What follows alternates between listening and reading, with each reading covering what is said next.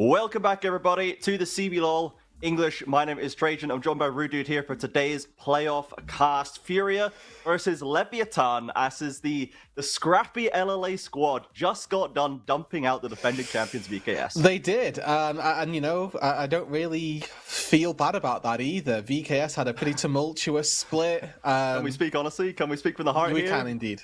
Don't mind. Yeah. Don't mind. Yeah, happy with that. I do not care. You know, there's a saying that we use in the UK about the amount of something's given. My total is 0. And for VKS, you know, they'll come back next split. Hopefully they'll do better. Hopefully they can show us better things. But Leviathan, like the entire split, we called them like Mr. Potential. You know, like they could do so well. And 3-1 yesterday, maybe they will. Yeah, absolutely right. They've now taken out Pain and VKS. They have knocked out 2 previous champions, including the current defenders, and they do just seem to be improving. Their early game is still very, very solid, and their mid game is cleaning up. Now, VKS were not in the best position to contest that stage of the game. I think it was they just needed to be sent away. You know, they still need to do some work. They need to fix some problems. There's no use in them hanging around here. They were not going to win this split, I don't think. They needed to be sent away to do some work. But Leviathan were ready and waiting to dropkick them. And we can see the roster in front of you here. Devas, Bookie, Enga, Sale, and Toplot. And that top side in particular, the young, mostly fresh-faced. Enga's had a little bit of time in Tier 1 a few years ago, but mostly fresh-faced topside that has been able to hang with the best of them on a hands level. And all they needed to do was start to solve those more team-based areas of the game. And as I say, they have been improving on that week on week. Yeah, I mean, Buki has sort of become a bit of a marvel for invades in the jungle and kind of knows his timings for the most part when he can and cannot go for that. I remember one of the games yesterday, Desarmes had exactly the opposite problem where he looked for it but was not on the right timer for it, definitely putting a bit of a dent into their chances in that one. But to look at their opponents for today, Furia, they've got Gigo, Tatu, Tuts, Ayu, and Jojo for their squad. Definitely a team who you would expect to see in later stages of the playoffs. Yes, you know, they had a stumble at the end of last year, having won the second split in 2025. They went to MSI. They impressed everybody, right? Basically, everybody at that event, I think, was not expecting them to do as well as they did. They were on the cusp of some very big wins. Couldn't quite get as far as I think they would have liked, but they certainly made progress. and they've kept the same roster since then. They don't have quite the same coaching staff. Think Guard has gone back to FlyQuest in the LCS, but Furies is still around with this Furia roster, and they do seem to have returned mostly to that split 2 form. Now, the league is a little bit more leveled up since then. Teams like Red, Los, even Lev now coming through are showing a lot more, and they're contesting them properly and punishing them properly, because those problems in the Furia gameplay are still there. They play very fast, they play very aggressive to try and maximize value all the time, and sometimes it feels like they get ahead of their feet a little bit, get over their skates, and can cause themselves some problems. Yeah, they run pretty quick, and sometimes end up tripping over themselves, which is sometimes a problem for them. But it's worth saying that they are up against a Leviathan side who, yesterday's games aside, even still, I think that they've shown problems in that mid game, and it feels like we've got two teams here who are pretty fast paced, pretty quick off the mark, can go very fast into the matchup, and can come out of the gates quite quickly. I expect to see this be a very decisive set of games, not necessarily a decisive series, but I think whoever takes that lead has a real opportunity to push it all the way through. Yeah, absolutely. They both play very aggressively. With the lead, Furia consistently is once they have it, it's very hard to wrestle out of their hands. They've always been known for how clean and effective they were with the lead.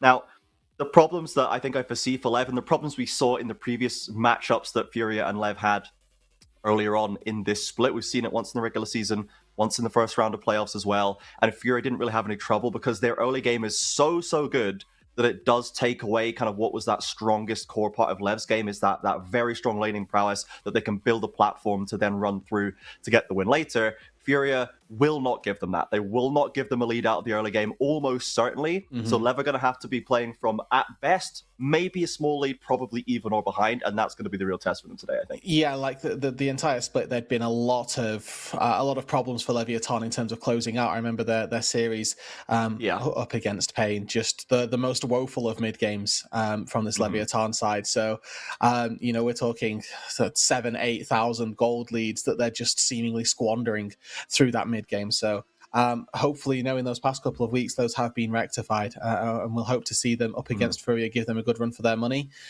For my money, though, for those of you at home curious, I'm taking this one as Furia.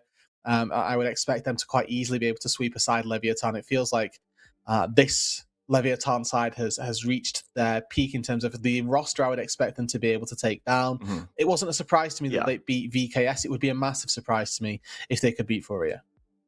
Yeah, they have taken down big names like Pain and VKS, but they were very much sort of ailing giants at that point. The Pain roster was barely being held together by a late mid-split trigger signing, and VKS, as we know, is coming apart at the seams. CL has already said on a press conference there will be roster changes before Split 2, so that project is blowing up to some degree, which is not what anyone expected, but Lev were there to capitalize. Now we're into the draft. Roodood, we got some standard bans coming through, things like the Varus, the Jace, Orianna Syndra in the mid lane trying to take Tuts' kind of standard mage pool down a peg.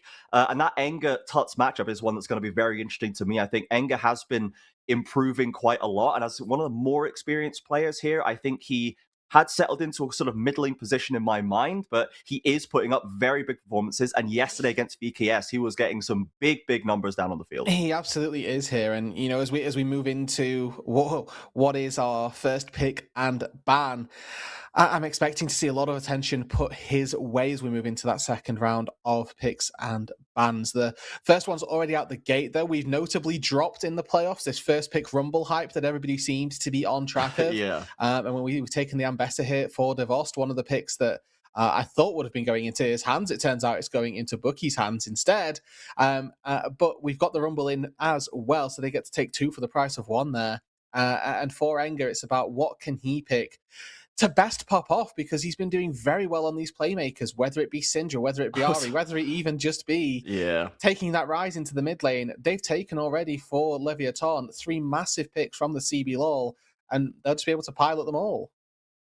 I was about to say, where's the rise? Because I was expecting the rise to be ASAP locked in by either of these two teams. Enga and Tuts have both been going back to it. It's been some of their most successful picks, and this rise champ is just a little bit insane. The Rumble relegated to second pick now, away from first, and they did hover the Anivia for quite a while, and Tuts has taken that gauntlet thrown down. I believe that one loss that we've seen there was Tuts. He did pick it and didn't have much success on it in the regular season. But I think, for my money, when Furia fail, they tend to fail together. They don't tend to have like one person who's necessarily dragging them all down. We've all seen the Gigod versus Gigon games, but the rest of the team, I think, struggles when all 5 players are not necessarily playing to level. When they're all playing to level, they're almost unstoppable. But I think they do, yeah. If one goes, they do all go together.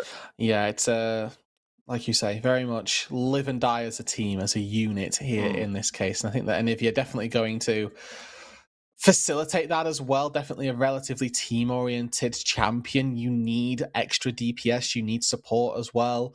I do really like the Anivia versus the Rise versus the Rumble, having this wall versus a mobile champions. I'm actually still yet to see wall max second from any Anivia player just yet. I do really think that is a massive tool that teams are not utilizing. Yes, Anivia's get to level 18 most games by the end of it if it's relatively even, but I do think that mid game using the wall to section off entire choke points is massive. And it's something that isn't quite yet being utilized. Our second round of bans, though, Trajan, 4 support bans off the rip, and it's Jojo who gets his first pick of the litter to pair up with the Yunara. Not quite sure what it is that he's going to look for, and it feels like he's run into some troubles with that as well, as they instead opt into top lane counter first with the Ornn. What I was low-key looking for was a Poppy Slam, and then flex it support top for Gigo against the Ambessa potentially, and with the Anivia Poppy Wall combo, just to it's kind of a Furia style of strategy that is just slightly off meta but can be very punishing. We'll see if they want to lock it in now, but of course with the Yunara, certainly not a common aspect there. We have got a Rel Kai'Sa down on the bot side for Lev, so heavy dive, not super long range when they're actually scrapping it out, and this might put Jojo back on the classical Jojo Alistair to try and loosen that engage just a little bit. You can see we've had a lot of Alistair play so far in the split, and Jojo has always been one of our best. With IU taking that Yunara very early on, they were happy to prioritize IU as a scaling carry to get a good champ in his hands.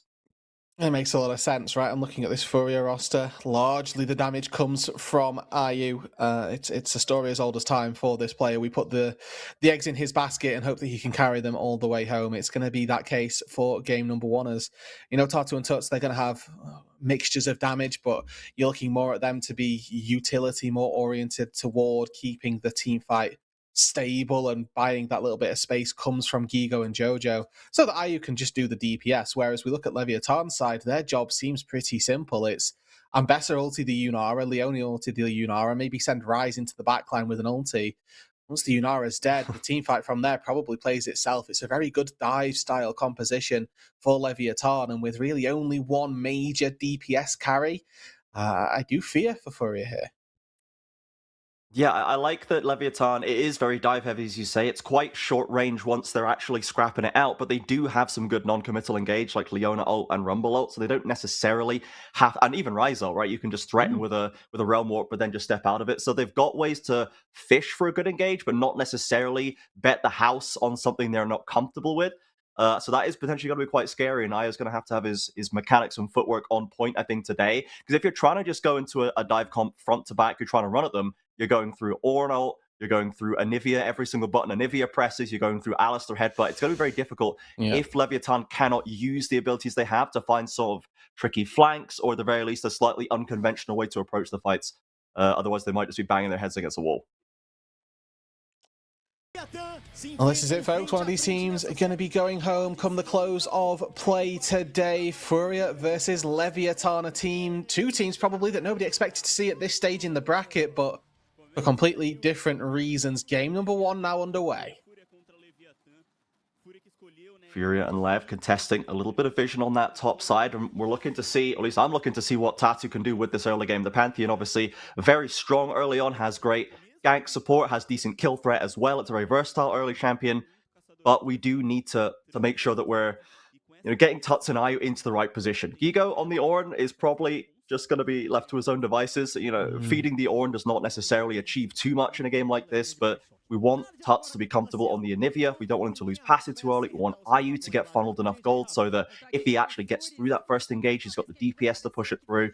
So we'll see what the focus for Tatu is going to be, and then how Bookie's going to handle that. Because as you kind of mentioned in the pregame, as you've already got level 1 engages from these bot laners, But Buki is a bit of an invade lover. He's a bit of a crazy guy in that early stage. Does love to try and sneak camps away where he thinks he can get them. Well, there was, I think the Ambessa as well there'd been a clip going round of Faker doing an Ambessa clear in the jungle in like one of the fastest times. Like he was clearing on Yeah. Ambessa jungle faster than his own jungler, and maybe Bookie's looking for a little bit of that.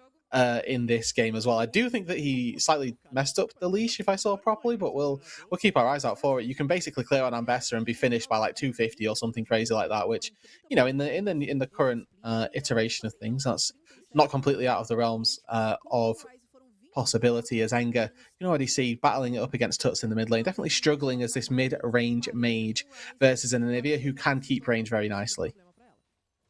Yeah, I mean, whenever we hang on a second. We're going to this just triple lane right here, and we saw some trading early on from Enga and Tuts. Right now, obviously, the Rise is just going to kind of run that mana bar out, going to go back and get a tier at some stage, and we'll be comfortable enough here. I'd mentioned, I was looking at this mid lane matchup. I think I'm wanting to see Tuts maintain a consistent level for the sake of Furia's kind of viability going forward, as it was a bit of an issue for this team last split. And he has seemed to have leveled off and gotten back on form mostly so far in 2026. And Enga is going to be a decent test. And kind of likewise, Enga's got a pretty strong opponent to break through right here. But Devast is starting to fry onto Gigo. He's flashed into him, and he's going to get one more auto through. The last Harpoon won't slow him down, and it's going to be flashes traded in topside. And that's one of those situations where Devost, realizing that neither of them have recalled, it's actually on passive coming in clutches.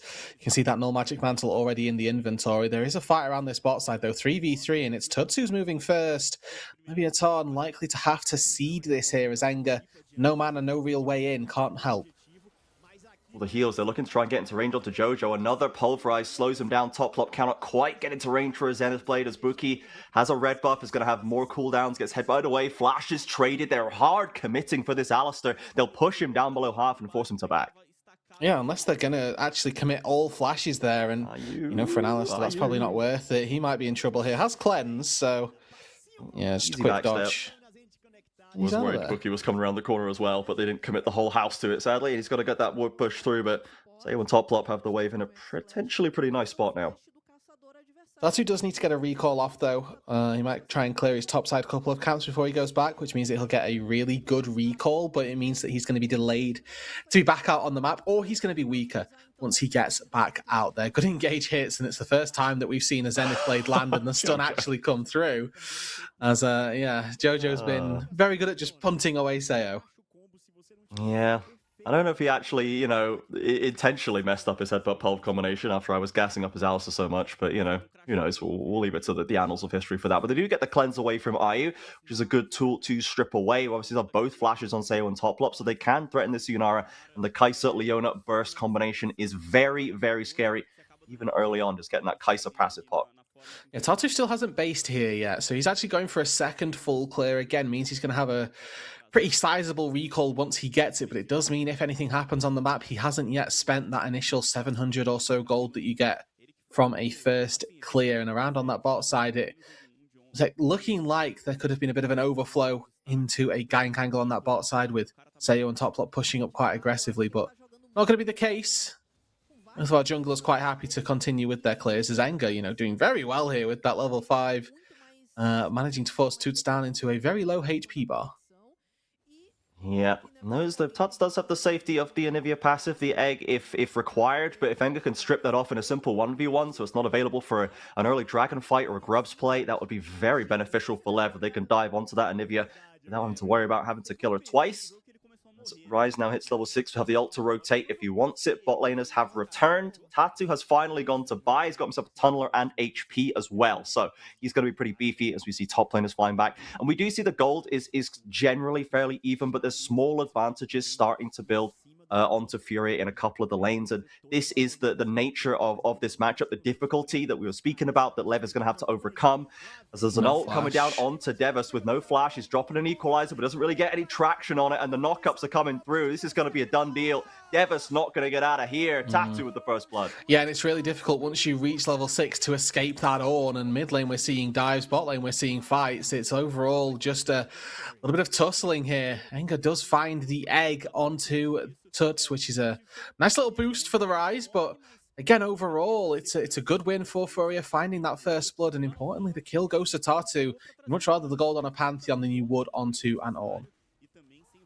Bot lane priority for Leviathan converting into a first Mountain Drake will not be contested by the Furia jungler. So a win on the bot side for Lev. As we can see, Jojo has kind of got his hands full trying to constantly interrupt and diffuse the engage attempts by Toplop and Sayo just to get IU through this lane comfortably. Small lead developing for Sayo there with the pressure that is being put down on this Yunara. Both of them scaling pretty well into that late game. So we've had Tuts now returning back to the mid lane. And both of these guys are going to be stacking up Catalyst, just going to be building HP towards Rod of Ages, potentially a Seraphs as well. We haven't got a tier buy for Tuts, though, in fact, so not going for the double mana stacking. And honestly, I mean, looking at the way that this game's going, I'm not completely against that. If you feel like you need the safety from a tier in the 1v in the team fights, then that means that your Yunara's free hitting, so opting more toward damage definitely feels good. Get a little replay on this top side. Again, Rumble with no flash. So easy to try and take down as the Ornn. It's just free pickings. As long as you can land that R1, the rest of it really does play itself. And slightly suboptimal equalizer there from Devos. Doesn't really section anybody off. Doesn't really secure any minions. And doesn't particularly do anything. Yeah, he just kind of whiffs on the ground, sadly. Now, I am hoping that we're going to see Tatu. He is on the bot side right now, and I want to see that focus head over to the bottom side of this map. Now you've given that small advantage over to Ornn. Gigo should be able to just tank this lane for the rest of the next 10-15 minutes or so. And I don't want to see him funneling too much into that pick. Obviously, Furia, usually they will play through a player like Gigo, especially last year. Their main game plan was to get Gigo on some sort of carry or bruiser and funnel gold into him to make those plays happen. But with an Ornn up there, let's see if we can get IU the gold instead. Ever the late game carry for Furia. He and Jojo have been very, very strong 2v2ers for more than a year now, and are still showing that even in a league with such stacked bot lanes. Did get to see that on the lower thirds coming through. Enga yesterday's performance versus VKS 11-1 and 3 on the rise. So he fried them up a little bit. Now, obviously, he was playing up against a substitute mid laner and, all of the things that come with that. As Unbreakable will expended down on that bot side. It's a trade of ultis from the supports, but it's overall feeling very favourable for Furia as they're continuing to secure themselves that topside control from that first blood into the top lane, then the Grubs going their way as well. Denying them from a rise is very important, and you can actually see that Tutsia, yes, he's down a little bit of gold and not got the egg yet, but quite happy to stand up, take these trades, and Enga takes the brunt of a Q, loses about half his health. We're starting to see that Anivia damage scale up with the levels going into that base damage. Even a Catalyst in the inventory will not stop him chunking down the rise for now. It's going to force that recall. Both supports as well hanging out just to see if there's any plays to be had or stopped around this area. And Leviathan are loading into this mid-level. They do have Tatu in the wings with an ult ready if needed. The Pantheon obviously famously strong rotator into these plays, but for now, I don't think anyone wants to go too crazy here. But the slow pace of the game, I think, does favor Furia. I think they're just stronger at that kind of attrition-based early game to outvalue their opponents, and looks like they're going to take the scuttle here too. Yeah, setting up for what you would imagine to be a fight around this dragon in about 1 minute 50 is on that top side does look like Equalizer, not used, but called the Forge God, expended there by Gigo to, I'm not sure if he's trying to find a bit of a kill angle onto Devost or just push away so he could recall, but he's not going to have that up for another couple of minutes. Probably comes up just in time for the Dragon. I do want to talk about these two teams, though, and what this means for both of them. Again, coming into the split, our expectations probably that Furia would have been sad that they're in this match and that Leviathan would be incredibly happy that they'd be in this matchup at all. But expectations coming in are one thing. Expectations coming into this game and this series definitely feel a little bit different. As Furia, one of our top dogs from the last year. Leviathan, one of the exact opposites, in fact. Furia 1's now TPing in behind top lop. Jojo gets away from the Zenith Blade. A flash from the Leona isn't going to stop the headbutt back. There's a stun ready and waiting. And an Arctic Storm to come down on this Leona as well. It takes a while to chunk through this if we're going to do it at all. There's the execute from Tatu with the Comet Spear in the melee range. And Furia do finally pick up that kill. So they'll take control, trying to steal away some camps as well.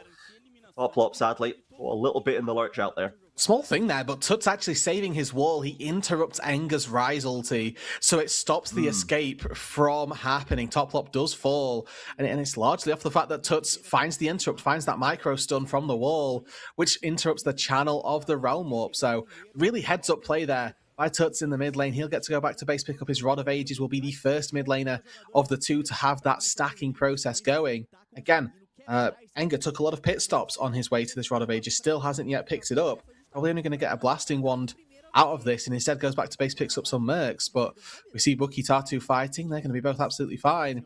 You know, mark the calendar, or mark the clock rather. It's 11.5 minutes. Tuts gets his Rod of Ages. Enger still 1,500 gold away from his.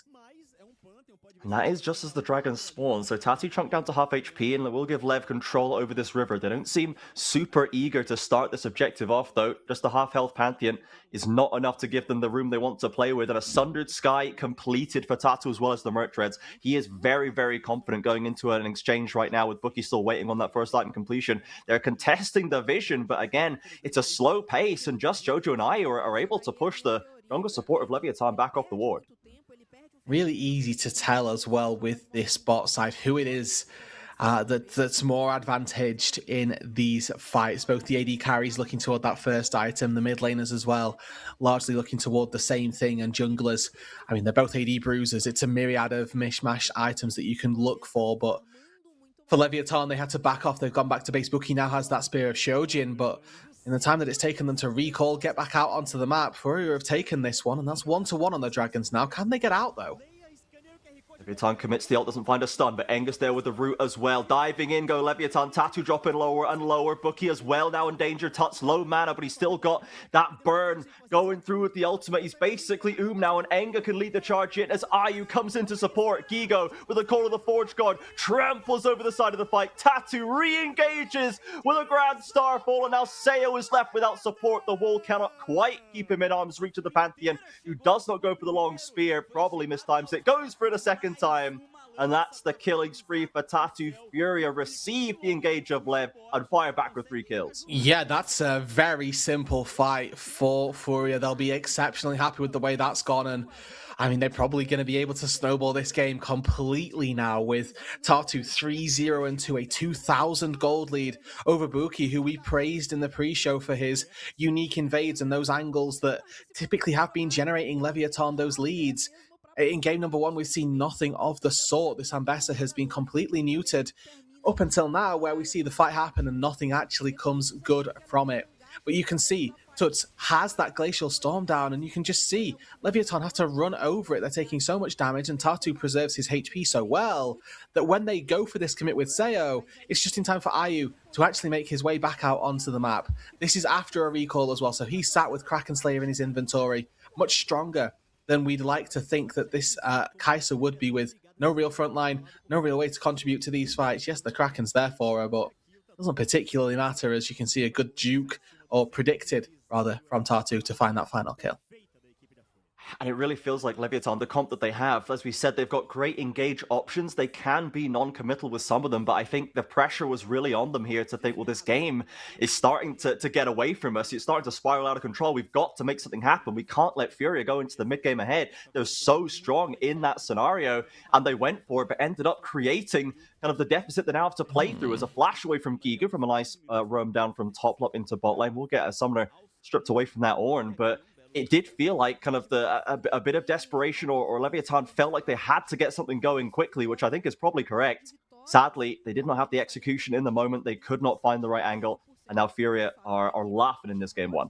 Yeah, now your game plan for Leviathan really does have to pivot, does have to change. It's, can we ever find access to the Yunara? If not, well, we probably lose. If we can even pick off Tatu, that's a big start. I was talking about marking the clock. It's 15.5 minutes. So look at those stacks on the Rod of Ages. Tuts has 4 minutes ahead on that Rod. Enger only just finishing that item off now. And to what end, right? Tuts had that item finished. He's now got tier 3 boots and an Amp Tome, much the same as Enger, who's got tier 3 boots and a tier. So The gold may look pretty even in terms of what they've built up, but Tuts is much stronger in this moment, and for Furia, that's exactly what they need. They've taken a second neutral objective on that top side uncontested.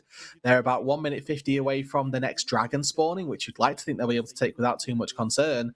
And by that point as well, are you most likely going to have that second item, the massive turn on point for Yunara as they look aggressively toward this top side? Toplop tries to get a stun on an engaging Tat around this top turret. Tut's getting the wave in. Flash is traded by Toplop and Tuts as well. So they will hold on to the tower, and they'll again strip some summoners away from Furia. Leviathan not simply rolling over. They're forcing Furia to consider their choices properly. As Devis has to flash away for an aggressive ult from Gigo as well, but you can see the pressure going on. A defensive equalizer just to clear out the minions. Tells you all you need to know about that bot lane matchup right now, as IU heralding in the mid lane and Furia continually just making plays and finding value all across the map still. Oh, and Enga looking very aggressively, but he's been outnumbered here. Oh, flash in with the headbutt from Jojo, trying to roam up to safety, but again is cancelled at the last second. Tuts gifted another kill. The overextension of the Rise. And this is a much better showing from Tuts on the Anivia, much better showing from Furia as a whole. 6-0, looking at an absolutely barn burner of a game number one, storming their way out to success.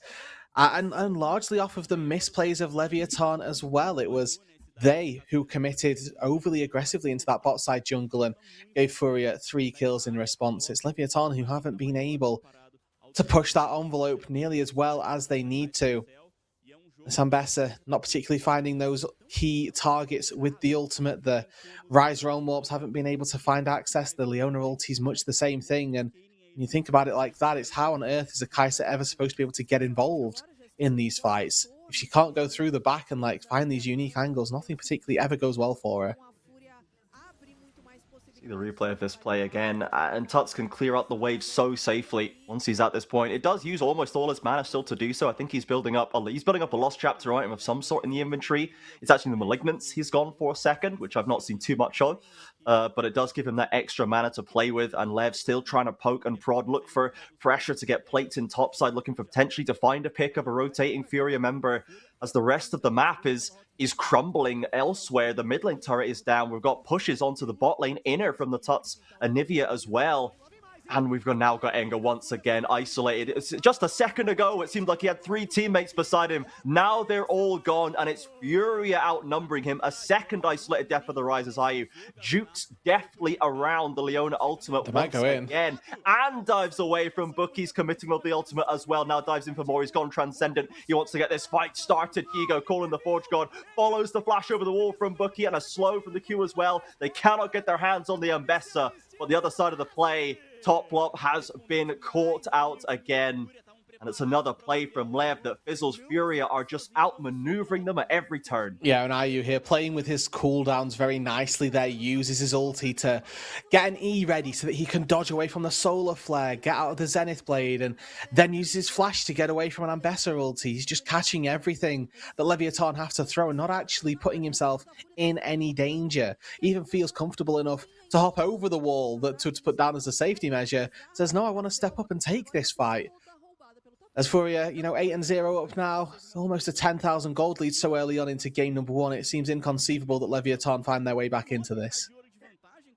Yeah, Furia, as we said, not known for the throwing, and this is why this matchup just stylistically feels so difficult for Leviathan. The strengths are not very comfortably matched against Furia in this portion of the game.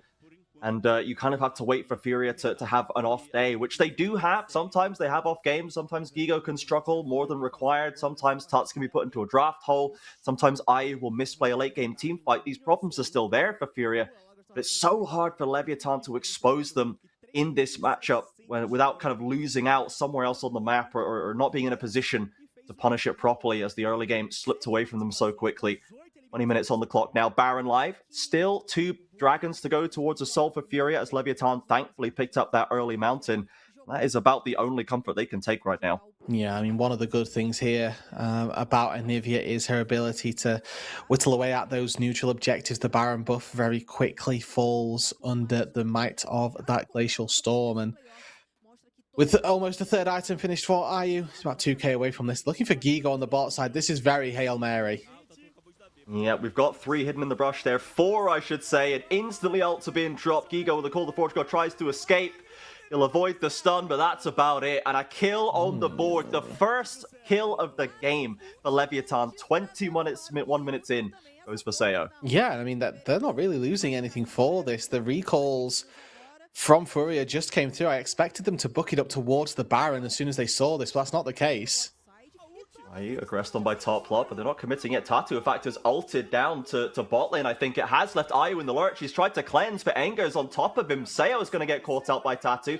IU hasn't been able to escape. So they split a little bit at the seams there, Furia. They tried to go for 2 options, and Leviathan do capitalize, but a flash headbutt pulverize onto Enger with a stun to follow up. Tatu has now arrived in the Pantheon. Will make quick work of Enger's rise, so Furia somehow still ends up coming out on top there. Yeah, I want to point out here who it is that has all of the gold for Furia. You know, you can do all you want trying to take out IU. In this game, Tatu, the man on your screen, he's the guy. 7-1-2, Yeah. or 7-0-2 his score at the minute. Like, he is absolutely flying on the Pantheon. Happily able to 1v1 Seo, happily able to take these team fights. And yeah, they can take down the Yunara, which I do, give them credit for. It's a good amount of gold, and any money at this stage is important, but you can see how much it's a struggle for Leviathan. As top lop now going to fall as well. Anyone getting caught out by any 2 members of Furia, to be honest, has just so much CC to deal with. And even just with a support kill, Furia are throwing down the gauntlet. They're starting up this Baron. It's only 22 minutes in, but it is completely pitch black, that area of the river for Leviathan, and they're not moving towards it. This is going to be a clean take by Furia. Yeah, they'll look for the tier 1 turret maybe down on the bot side that they finished off, and maybe try and seep that into a tier 2, but the Baron's already going to be down. They can use those enhanced recalls, make their way back down to that bot side and defend that turret with very little difficulty. So it is just a nothing burger for Leviathan down on the bot side. They lose their support and they lose the Baron. Furia now TPing into this mid lane, trying to keep that pace high. They know they've got a Baron buff to play with, and trying to siege into a Baron wave plus a Nivea is not an easy task. Leviathan, they've got plenty of engage options. They might have to try and find ways to use them. Otherwise, they're going to be losing turrets at a high rate right now as the wave's crashing into mid lane. Meanwhile, Tatu cleaning up that 3rd Cloud Drake for Furia, putting them on soul point. Which means that in 5 minutes' time, a soul gets picked up by Furia, short of some heroics from Buki, and they are going to be needed here. It's been a really quiet game from him. Used to seeing a lot more from him, and that's where we tend to see Leviathan succeed. It feels almost like Enger here with these side lanes, and he's getting caught out. Like he's trying to push the pace of the game, or at least trying to do something for Leviathan. Whereas the rest of his team, not particularly present, not particularly apparent in doing any of those actions. Dive now bot though. Oh, deep below that inhib tower goes Tatu, and he is going to take a lot of damage on the way out. Pops up the shield, and meanwhile top plop has already fallen. The tower still Not on the half carries. HP. Furia have to fight past it. Devis is very low, and a double kill for Tuts will get it done. Enger and Seo pumping out the DPS. They'll push Tatu into a resurrection from the Guardian Angel, but now Furia looking for a little bit more. Enger flashes away. Lovely stasis by Tuts keeps him alive. Does he have the egg still to keep alive? Double knockup, triple knockup, I should say, between Gigo and Jojo. Furia are 1 toe off the fountain 24 minutes in.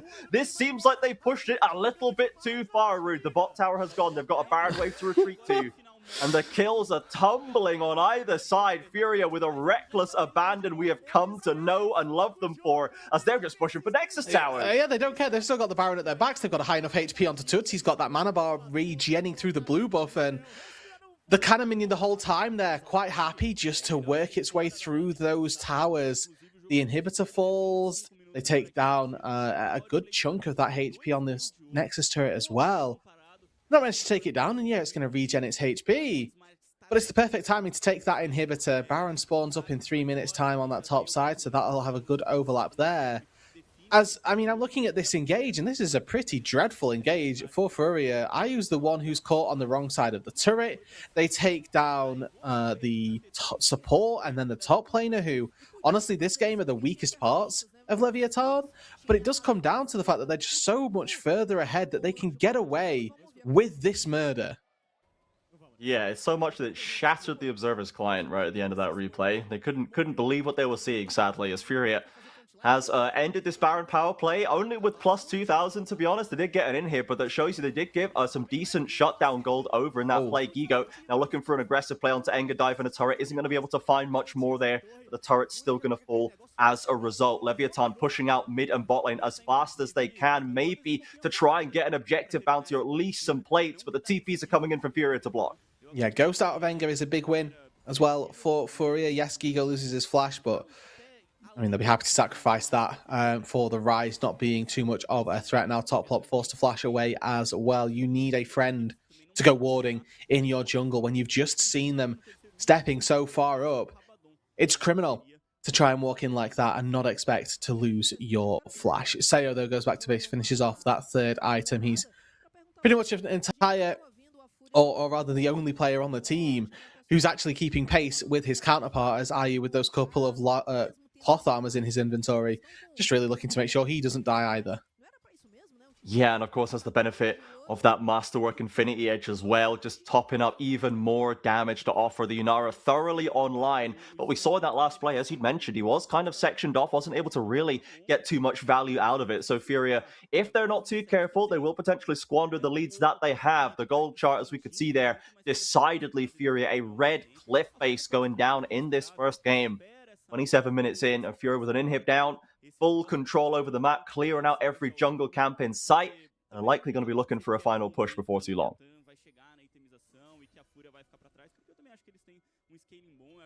And it is just a case of putting game one to bed here for Furia.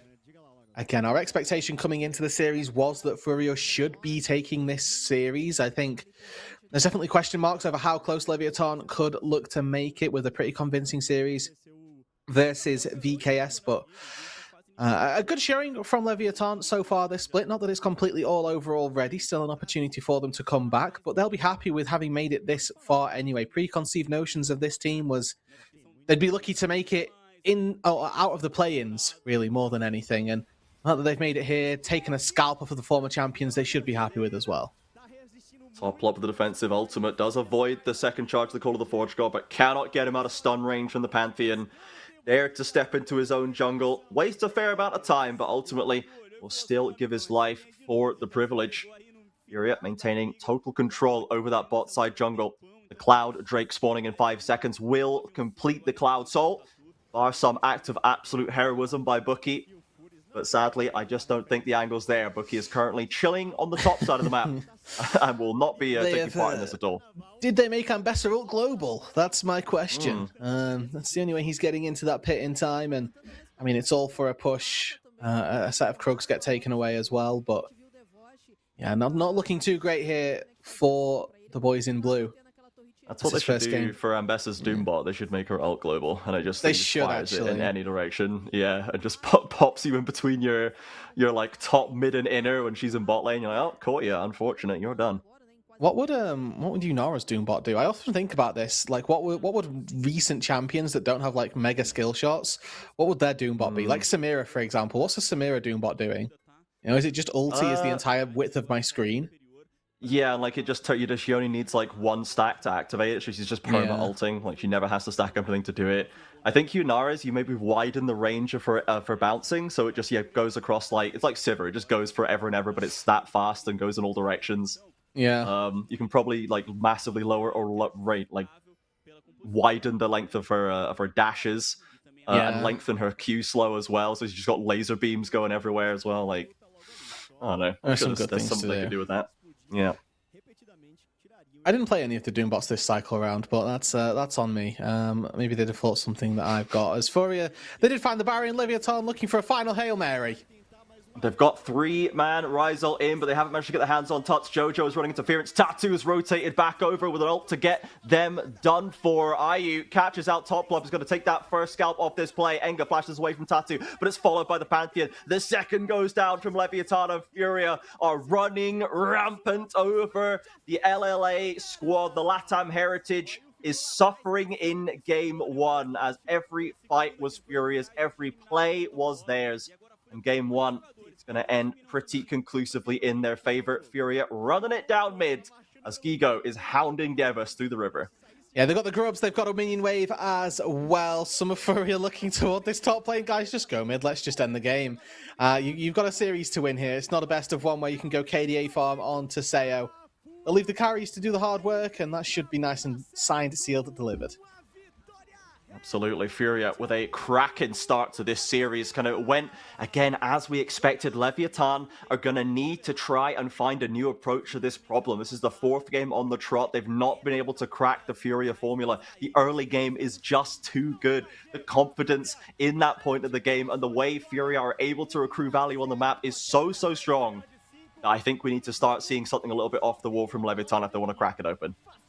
Yeah, Tartu 11, 1 and 6 on the Pantheon. A truly splendid performance from the Furia jungler. You know, one of the guys who on that squad we're all incredibly excited to see. His entrance to the league last year was explosive, and he's really only gone up from there. We've also seen those troughs, though. It's not like it's a complete upward trajectory. There have been those downfalls for him, but in game number 1, no such luck and a very good start.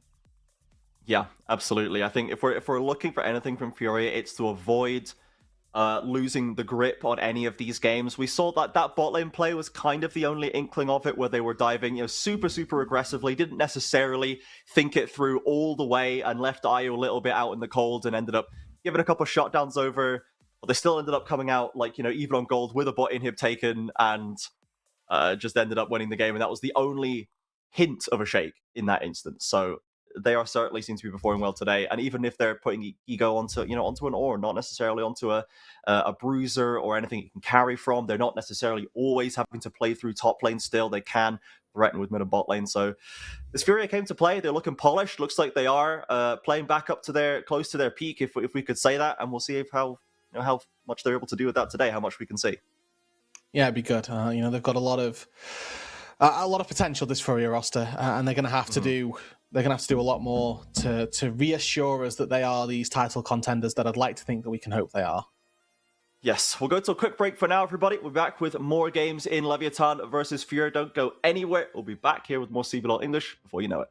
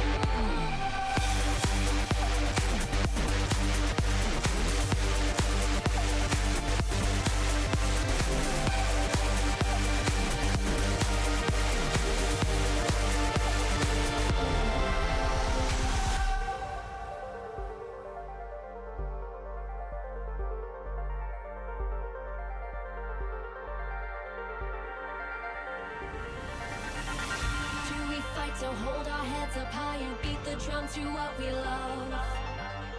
Risk the follow, we have felt it all come crashing down from far above. Stars are rising, countless worlds colliding, only one will take it all. Can we bring to fall the giants? Can we make the final call? We are the ones to ignite the darkened skies, the champions of the world that we defy. A solo ride of the few who rise up high, and we all fight at the last light.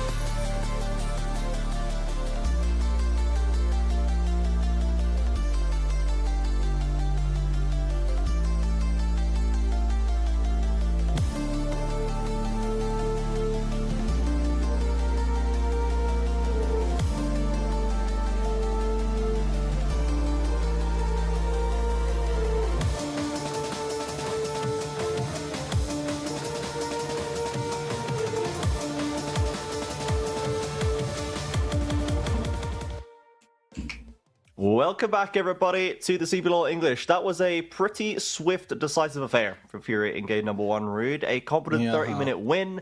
They had the reins and control from start to finish, and we're really going to be looking at Leviathan to show us something new here, because we might just be looking at 3 of those if they've got nothing in the tank. Well, yeah, and it could very easily be that. Leviathan are struggling from game number 1, and you mentioned quite rightly at the end of the last game that this has been a trend whenever these two teams meet one another. It's that Furia have their pants down, or take the pants of Leviathan down, rather. And, you know, that's not good, so... Yeah. I mean, Tatu sometimes just kind of has his pants down, you know, brackets dominant, you know, he's just like running into the jungle, ulting behind their towers, and is kind of going a bit crazy. But that was that first game was certainly pretty well put together for him. Like, even the plays he was making, only that bot lane dive was a little ill-considered. Everything else was just optimum stuff from Tatu. A blinder of a game 1 on the Pantheon. Now we're into game number 2. This is Fearless as well, remember everybody, so we'll need to see what the latest answer is going to be. Leviathan taking... I had to move my camera view. Leviathan with last pick on blue side, so it will be a red side first pick from Furia. And some of those heavy kind of expected picks like Rise, like Ambessa are now gone. So I want to see what the priority is going to be for Furia here. I was looking at junglers. Junglers tend to be the safer first picks, and a lot of them have gone. But it's the Aatrox coming through, and this could be both. Yeah. We've seen it top lane, we've seen it in the jungle, and I think if you're taking it on first pick, you're definitely not revealing... guys, look, it's a top laner! And then most likely they're going to flex it, and no way, how could we have expected this? But Leviathan, they need to switch something up. They went for a dive composition last time, didn't work. Are they going to try and think of something different here? I think taking this Renekton here is opening yourself up to getting owned in a counter pick, which... I mean, they seem quite happy to give themselves the option of here. Yeah, I can't imagine that Vi somehow has an excellent winning matchup against Aatrox, particularly to prevent the flex just being moved to move it into Tatu's hands. But we'll see what Fury wants to do. Maybe Gigo's like, nah, I beat Renekton actually. You can take whatever you want, Tatu. We'll see what the attempt is going to be. As an Orianna locked in for Tut, a very standard jungle mid pick right now to just kind of come in and deal with whatever is thrown at them. Potentially, this could open us up for a Vi Ari combination with Buki and Enga to try and punish the Orianna that doesn't have the largest amount of range and not too much survivability. So we'll see what Enga's choice is going to be right here. As Cassante is locked in, so we have in fact just locked down that top jungle matchup, and Gigo has swapped it out. The Aatrox going into Tatu's hands. Yeah, this feels like it should have been incredibly easily read by Leviathan, yet they've either fallen into the trap or are quite happy with playing Renekton versus Cassante, which, I'm going to say that they knew it was a flex. It's simply not possible for them to have not known that, and if they don't, coaches, I'm sad for you. Instead, though, Leviathan, they do end up locking in their mid lane as a response. It is not an Ahri, which I really liked the call-out for from yourself, Trajan, but it is indeed the Talia here, which... isn't bad, right? You land the seismic shove quite consistently with the Vi being there with the cease and desist to lock you down. And the Orianna, just as an immobile mage in the mid lane, can be susceptible to falling, but is so powerful, so strong, that it really just feels like it's worth taking it here, even though we know bad things can happen for her if she's focused. Glad to see that Nico get taken off the board. This was notably a support that I thought should get taken probably in this first pick, or first round of picks, rather. Doesn't, and instead gets banned away. Yes, now we do have all the bot laners still waiting to be picked. Sivir and Ezreal banned away from Leviathan. And to be honest, from Jojo, I've been looking to see something with a bit of an engage angle to it. Besides that, they don't really have a good way to start a fight.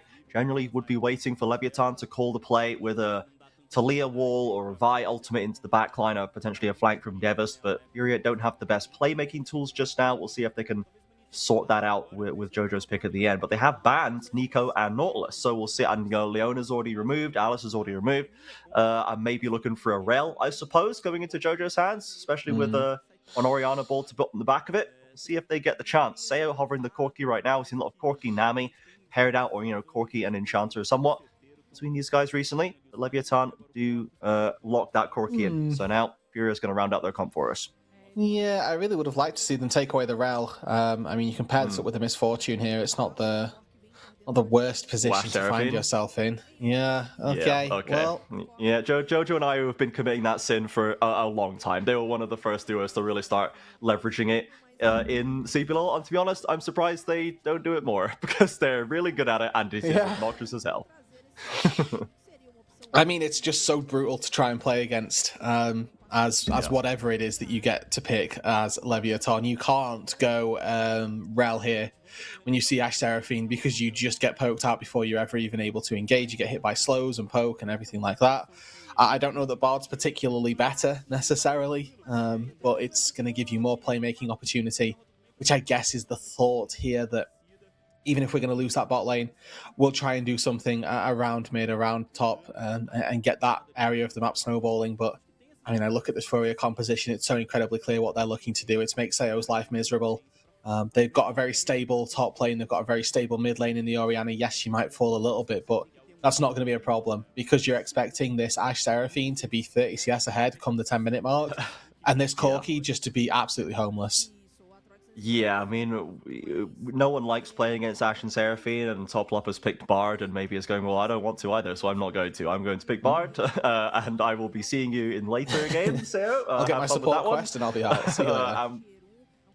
Yes, and I will be ganking mid on repeat with my Talia setup, so that's maybe what we're going to see from him. Who knows? We'll see what the approach is going to be for Leviathan here. So they now have a very tricky bot lane to try and manage out the negative influence of, but they have a great mid jungle lane and mid game CC combination, a lot of kill threat there, and then we have Cassante versus who even was it in top lane for Devas? Renekton. Renekton in top lane. So Giga once again, I imagine, just going to be absorbing Devas' potential playmaking and 1v1ing with a very resilient tank champion, and then Tatu with his choice of lanes to play for. So it's again, we need to see something new from Leviathan. We need to see a way to destabilize the Furia early game. It is almost unbeatable if they come out in control of that stage of the game. And Leviathan, with their backs against the wall, are going to have to come up with something. Here we are, game number 2, folks. Conditions laid out ahead of you. Pretty tricky business as Leviathan, and in particular as their bot lane. But one of the things that we can't count out is the fact that these laners can move. I'd like to see some jungle influence as well. Maybe Buki can do enough to turn the tides of this bot lane. Maybe you can see a little bit of a roam from the mid lane as well. Only level 1 here for Furia. They are making no stranger to the fact that they are invading down on this bot side and using that Ash Seraphine to really good effect already very early on. Ayu and Jojo heading down the river here. Second onto the wave, but don't expect that to mean that Seo and Toplop are going to have control over it. That's not going to last very long, as they will be able to poke them down with that brutal sort of beat drops, high notes, and volleys coming out of this Ash Seraphine that can outrange basically anybody. And on your tri-lane view we have right here, Devast has got the control over the lane from Gigo, but again, we're kind of expecting this to be the case, and Gigo did have to, flash out some troubles early on in the lane in game number 1, but managed to critically keep stable, got some assistance from Tatu to top him up, and then that lane was kind of donezo in terms of action possibility, as Tatu is invading the bot side. Krugs right now is going to just walk away with them, as Toplop and Seo can't really afford to go and stop him, it seems right now, but we have the counter invade on the top side from Buki. Yeah, so Tatu took the entire bot side, which, you've used the Ash Seraphine there. You're looking to perform that vertical jungle here, and I think that with that, it's just going to be a trade, and he can go back to base, walk back out with a longsword. He's actually looking to defend his Krugs, which is really important here, so he's going to be a camp ahead. If he gets there in time, both junglers will have smite for that contest. And yeah, Tatu gets back, so he defends his Krugs here, level 3 to level 2. A pretty big win, and he's able to, not quite 3 buff, but he is able to do a slightly worse version, a 7 camp here. Mm-hmm.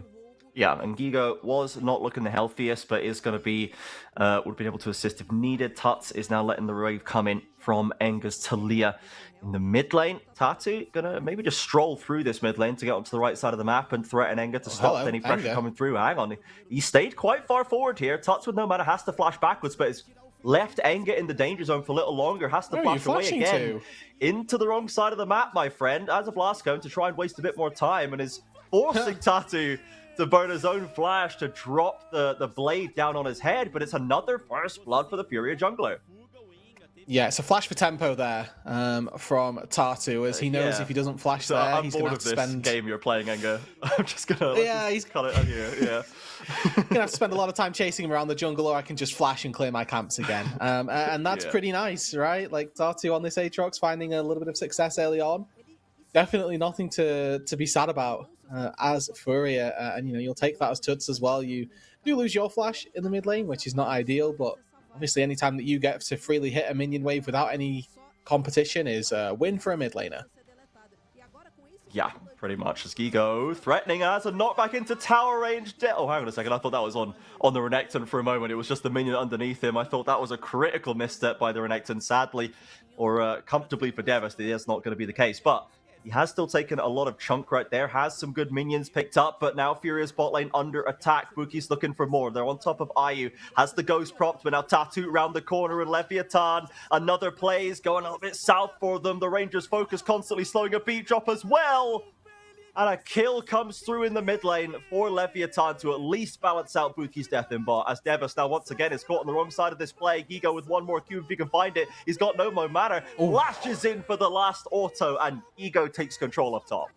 Yeah, finding that 1v1, very impressive here. D-Blade versus D-Shield does give the advantage, you'd think, in the sustain over to Devos. And you can see as well, in that 1v1, he was winning out on CS, doing quite well, but wasn't quite able to hold his own in the combat styles. As Gigo goes back, finds that first blood. The only real bright point once again for Leviathan is in this mid lane. It's Enga who finds a solo kill onto Tuts here, one of the notable weaker points of this Furia roster throughout its iterations. And we are going to get a replay of how this happened. So it's level 4 to level 5 to start off with, and Enga just finds the angle for a good shove back under the turret. 2 turret shots onto Tuts, and I mean, you can maybe forgive Tuts a little bit for thinking he's not going to get hit by 2 turret shots there, but that's ultimately what caused him his demise. Good start off by Leviathan. Unfortunately, they are on a ward, and Jojo does a really good job at halting this play with a good double stun. Importantly, though, Ayu doesn't even flash out to safety here, has that ghost going, and then this is why the Ashe Seraphine combo is so brutal. Buki slowed by the Ashe auto. He gets stunned up by the Seraphine E as Tuts is now in trouble mid lane. A shockwave, I think, to use. He dodged everything. Jojo's trying to get him out of danger. There it is. The footwork a lot cleaner that time from the Furia mid laner, as the top laners are probably fighting to the death right here. Devas with the Dominus burning. Gigo's already all outed. They're both going to step away with low HP bar, but Devas at least surviving this time. He has kept that goal basically even just through the CS advantage that he's been able to build up. So it's a little scrappier and definitely not quite as entirely Furia focused in these early few plays, but you can see the gold lead has already started to accrue, and it's not enough to necessarily go even in these fights against the Furia combination. You've got to try and find kind of wins with no downside, advantages where you've not given anything back. Yeah, now I want to look at what these two teams look like as the game gets later, because it's not the same as it was for game number 1, where there's just that incredible hyperscaler on the Unara side and you just fall flat on your face. Because you do have Corki, who's a massive late game presence. You've got Talia in particular, who can do a lot of work in that late stage of the game, and Devost as well. Becomes an assassin as the Renekton. You find a stun on somebody, they pretty much fall over. But Furia themselves, they do have a good set of team fights as well. They've got a lot of frontline in Yigo, plus the healing and shielding that he's going to get from a Seraphine. The longer these fights get drawn out, if Leviathan aren't precise with their engages, they're going to struggle, because the Seraphine is going to do so much work just keeping them sustained, keeping Furia in these fights. And the healing as well that comes through. You've got Grasp of the Undying, you've got Conqueror, as Enga might find another solo mid lane. Man, we had to force a defensive flash and shockwave from Tuts, catching multiple seismic shoves onto Furia's mid. Pushes him out of this potential play. It means Buki can get a bit of aggressive on that top side with top flop in the pocket as well. Tatu has to give space. He's very strong, 1,000 gold ahead of his counterpart. Just doesn't have a mid laner. A TP coming back in now from Tuts might be able to help them fight over this Raptor camp, as Buki still has control over it. Not going to take anything really off the back of this, but sadly, no further advantage able to be found by Leviathan. Tuts, though, going to be down that summoner for the next few minutes. Well, if we harken back to the game plan for Furia, was make Seo's life as miserable as possible. And on the trajectory You'll recall the proposed itinerary was put Seo 30 CS down at 10 minutes. We're 8 minutes in, and he's currently 20 CS down. Once this wave connects, he'll probably pick up a little bit of it way out. So they're not doing too badly in that regard. Seo currently still not really picked up any actual combat power. Gone for the Tier, gone for the Cull, gone for a Sheen. It's the Ezreal starter pack, but it doesn't quite have the same impact on Corki. We are waiting for another couple of items before that works out, as Tartu's going to pray that his jungler, his little creep, can get that. There we go. All planned. All the beat drops. Going to find a route into the ultimate as well. And Anger getting chunked down right now. Has a flash. He's holding it to the last second to keep himself alive. Rookie charging a Vault Breaker to dissuade any further follow-up. He's on a Finally, ward. Furia managed to get one over. The Ashol isn't quite going to connect. It would have been the assassination, but now the Vial into a seismic shove. There's that Vi-Talia combination, and it's Tuts that ends up going down. I mean, that's just so beautifully played by Leviathan, and Enger again, just sort of dancing in the mid lane, playing with absolutely everything that he has to offer. The full extent of his HP bar gets utilized there, and this alleviates some of the pressure down from the bot side as well. Ooh, top up? Okay, should be fine. Uses Summon a Heal to get out of danger there. He's popped the Ghost. He maybe wants to push this one as far as he can take it, and the damage from Seo is not nothing. Has the backstep away from the Bard Q, and Bookie's in the area. Furia, if they get drawn into a long play, there could be a Vi, ultless though she may be, here to punish them, as Jojo and Ayu are getting chunked down. Enger's the real scary one with the Weaver's Wall to commit, and here comes the punishment onto the Furia bot lane. Down goes Jojo, Ayu with 4 bodies around him. And now we're starting to roll with Leviathan. Yeah, so this gives a little bit of time to Tuts into the mid lane, but Leviathan, they'll be happy to expend that. That bot lane was going from bad to worse very, very quickly, but a quick double kill down there, again, alleviates all of that pressure. They'd already lost out on the Enchanted Crystal Arrow because they fired it into the mid lane. They fired Encore at Enger, who's just been a massive pressure sponge this game. And he, in fact, pays it back to the bot lane as well. Another caught under the turret. Another seismic shove under the turret. The spacing from this Furia mid laner has been far from what it needs to be so far. Enger catching him time and again with a simple seismic shove. Under the tower he goes. They had Tatu on a flanking position, but Tuts is 0-3 right now, and these are the problems that we had seen before. Yeah, it's a very rough game for Tuts this time round. I think, fortunately, there's enough going on the rest of the map that it's not going to be the end of the game yet, but if these things continue to plague him through this game, then it could very well be the reason for a Furia demise. We take a look at the replay down on the bot side. Ayu, you can see, using this Ghost, using that approach velocity and the tier 2 boots to work incredibly well, keeping himself alive.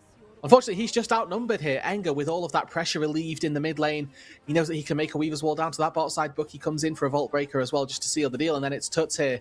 Steps so far under the turret to catch that, and just the little bit of poke there is by no means worth it. Toplop comes in with a stun. It's after a seismic shove from Enger, and it's just all going from bad to worse for the Furia mid laner. Ego commits the all-out, trying to dive down to Devastates into tower ranges. Flashes, trades places, and the tower shots do all the work for Devas. Draws in Gigo, who overplays his hand, and the entire gold lead for Furia is now snuffed out. Leviathan starting to take wins all across Summoner's Rift. Pressuring into bot lane as well. Tatu left the only real successful member. They've caught out top up on the front line here. Encore comes out by, dragged back under the tower by an Ayu summoner. And now Tatu can go crazy. A double shockwave in from Tuts. And Furia have stamped down onto the Leviathan squad in this bot side. The game was starting to run away from them, but this has got it right back under control. And that's just what they needed. That's what we were saying, that there's enough going on for Furia for them to hope that this mid lane hole isn't quite bad enough. And Tuts, with a very good flash, doesn't get caught by the seismic shove, finds that double shockwave, signs Seo and Enger to death. And that's just about enough to get Furia back in control. It's Tartu once again popping off in this game. 2-0-4 on the Aatrox, going absolutely nuclear down on this bot side, as he's the large proportion of the focus from Leviathan. Toplop here, I mean, this is an absolutely crazy magical journey to try and take. Does end up falling to the double high note, and Bookie gets pulled under the turret by a cease and desist flash from Ayu, who finishes his role quest, gets a good 670 gold in his back pocket as well. But Tut's there with a great flash over the shove, gets a double shockwave, and unfortunately Seraphine is Seraphining already with that W coming through, with providing just enough HP and shielding to allow for the dive. Yeah, we can see the power of this combination with Tatu holding the lion's share of the gold, has Orianna and Seraphine and Ashe really all backing him up, offering CC, offering further damage and shielding and healing to keep this World Ender unstoppable in the team plays, and that is what Leviathan are going to have to deal with. They've got decent ways to maybe try and isolate him, and Ashe Arrow forces to cleanse out Sayo in the bot line. They step up for a simple trade and receives an ultimate in the face, but you know, they're going to have to maybe be using this by Talia to try and deal with this Aatrox before he gets rolling in the team fights. Because once he's going, he's got the ultimate going, he's got support behind him. So hard to deal with it. Quick speed up gets IU out of danger. Cannot escape the seismic shove, though. Enga's been on point with these today, and there's enough damage for Sayo to get it over the line. Yeah, just barely, not quite able to dodge out. Now looks like the top side Devost is going to fall as well. So it's a 1-for-1 across the map. But again, I think this is Leviathan who you'd think are favoured from this. It's getting kills onto Enga, who has been by far and away their most consistent player for me.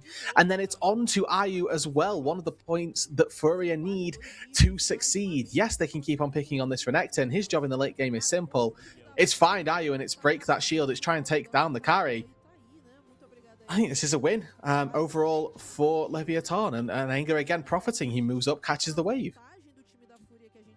Yeah, going to be happy enough with that. The mid-jungle duo from Leviathan finding a lot more success. Sayo finally getting on the board there as well, is stretching towards that 2-item level for the Corki when he's really going to start being able to burst people. Not the tankiest squad that Furia has put together. You know, I guess Gigo's really the true frontliner, and Tatu's got a lot of drain tanking and healing to come through. But Burst is still gonna do a lot of work right here. We're not expecting a lot of resistance stacking on that Furia jungler. And it might be on to Gigo to try and, to be honest, probably just get rid of Enga. This guy's causing the problems in the fights. If you could just all out Enga out of the play, it's going to give Furia a much better chance. Certainly going to be their hopes here, and they might look for Tuts under the turret here. Still has no real resist. Are they going deep for this? Doesn't look like it. See Tatu moving up through the river, and if they commit too heavily, there might not be a way out to safety. Rift Herald has spawned on the top side, and looks like Leviathan, they may well be in trouble here, and it's Enga the one maybe up for grabs. Never mind, as everybody just backs away. And the Herald now waiting potentially for someone to take a look at it, and Tatu, as we said, very strong. 3-0 and 4. Sundered Sky, Merc Treads completed. The Tunneler working towards that next item as well. And Tuts is ready to support him. The lane has not served this Orianna particularly well, but the team plays and where we're expecting to see it shine. IU and Jojo gatekeeping the river as well, so Tass is going to pick up this objective without any issue. This is actually complete objective shutout for Furia in this game. Both early dragons, all 3 grubs, and the Herald going to the red side.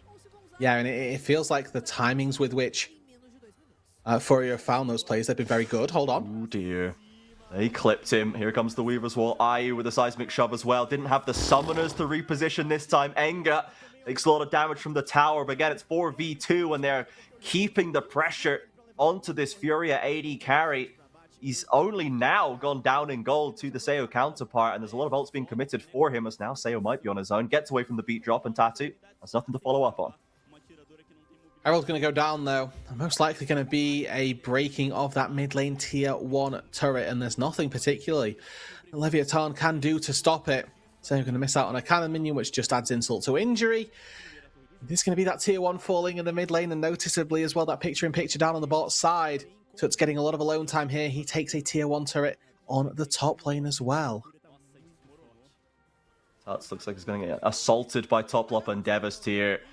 Unlikely to escape unless he can avoid getting stunned against the wall. Has to flash. Devast looking for a little bit more. It's going to look for that W stun, and Orianna's wasting a lot of time. There's tower shots are coming down, but Devast is Devast. This is a Dominus Renekton, and he's going to dive towers every day of the week. Is not going to care. He's going to pick up that structure as well as a reward. So does secure a slight trade there. Might not get it this time round, but unless Gigo TP's up here, you can expect that next wave to be enough to knock over the neutral. But now with that mid lane turret being felled, it just hands all of the control back over to Furia. They can walk up, take this wave, and it means that Sayo and Toplop, they've got to catch it so deep. It's definitely problematic, as Sayo is a little bit ahead in experience, which does give him a good edge in these 1v1s, but you never really find those as Tatu getting TP from his teammate. Gonna contest over this potential third Drake. If Furia can reach a Mountain Soul point before the 20-minute mark, it's going to put them in a great position to build up that front line of Gigo and Tatu to deal with the Leviathan threats, as this is a much more even game. Last time was all Furia all day, as now we've got Enga committing to another Weaver's Wall. Cannot quite isolate any of the Furia team members, and that's going to give them free reign to take down this third Drake. Buki instead going to head onto that top side of the jungle. Leviathan, sadly, losing yet another objective. The gold's at least fairly even, and they've proven they can find plays, they can get picks, they can get kills if Fury give them the opportunity. They've got to get some of these dragons at some stage. Yeah, very confused by that sequence of utility used by Leviathan. I mean, for Bard ulti there, I think that's just the much easier rip to go for. You're pretty much always forcing a flash from an immobile carry there if you aim it appropriately. Whereas that Weaver's Wall, even if it is just a hair too short, you're probably going to get the same outcome from it where you burn the flash, but then the fight just ensues after the fact of that anyway. But I don't know. Feels like they could have done more with the tools that they had available to them. Instead, they end up with nothing. A little bit of time down on this bot side to secure a tier 1 turret, but they are fully documented on how many people of them are down on this bot side. And it is going to be more gold funneled into that mid laner, Enga. Again, the carry for this Leviathan roster, in my view. He's been one of the standout points, even in game number 1 on the rise, where he's getting caught out. Feels like he's doing that because he's looking to make the aggressive plays and get his team back into an already doomed situation. Only a 1k gold deficit, though, in game number 2. A much better showcase from Leviathan in this one, but they're going to have to do a lot more work in order to take this one over the line and in order to wrestle back the gold lead before they can even think about taking the game. We do have the item lead onto Enga with that Liandry Seraph's already completed. Tut's still working, completing a Seraph's of his own to go with the Rod of Ages. So generally, less damage, a bit more survivability for the Soriana. Doesn't necessarily want to be winning these team fights with his own damage. Wants to get the big shockwave to set up Tatu and Ayu to free fire onto the critical Leviathan members. They're still trying to get control prior in this mid lane. We haven't seen too many plays with the Ash Arrow, for example. We might see an attempt right here. Aseo has to use the Valkyrie and the Cleanse as well, as Furia box him into that mid lane turret. Buki now committing the ultimate. We've got an Encore onto 1, and Seo's had to flash away, but now we've got the reinforcements coming in from Leviathan from all sides, and Furia are a little outnumbered. They don't have their Orianna. Leviathan could be in control right now. It's 4 versus 5. Devast is holding down the backline. The rest of Lev trying to get into range to get more done. Ayu dropping low, and Seo puts a well-placed rocket in his back to take him down. Now Tuts has the TP to arrive. If you can get a shockwave, it could be massive. Gets a couple of members.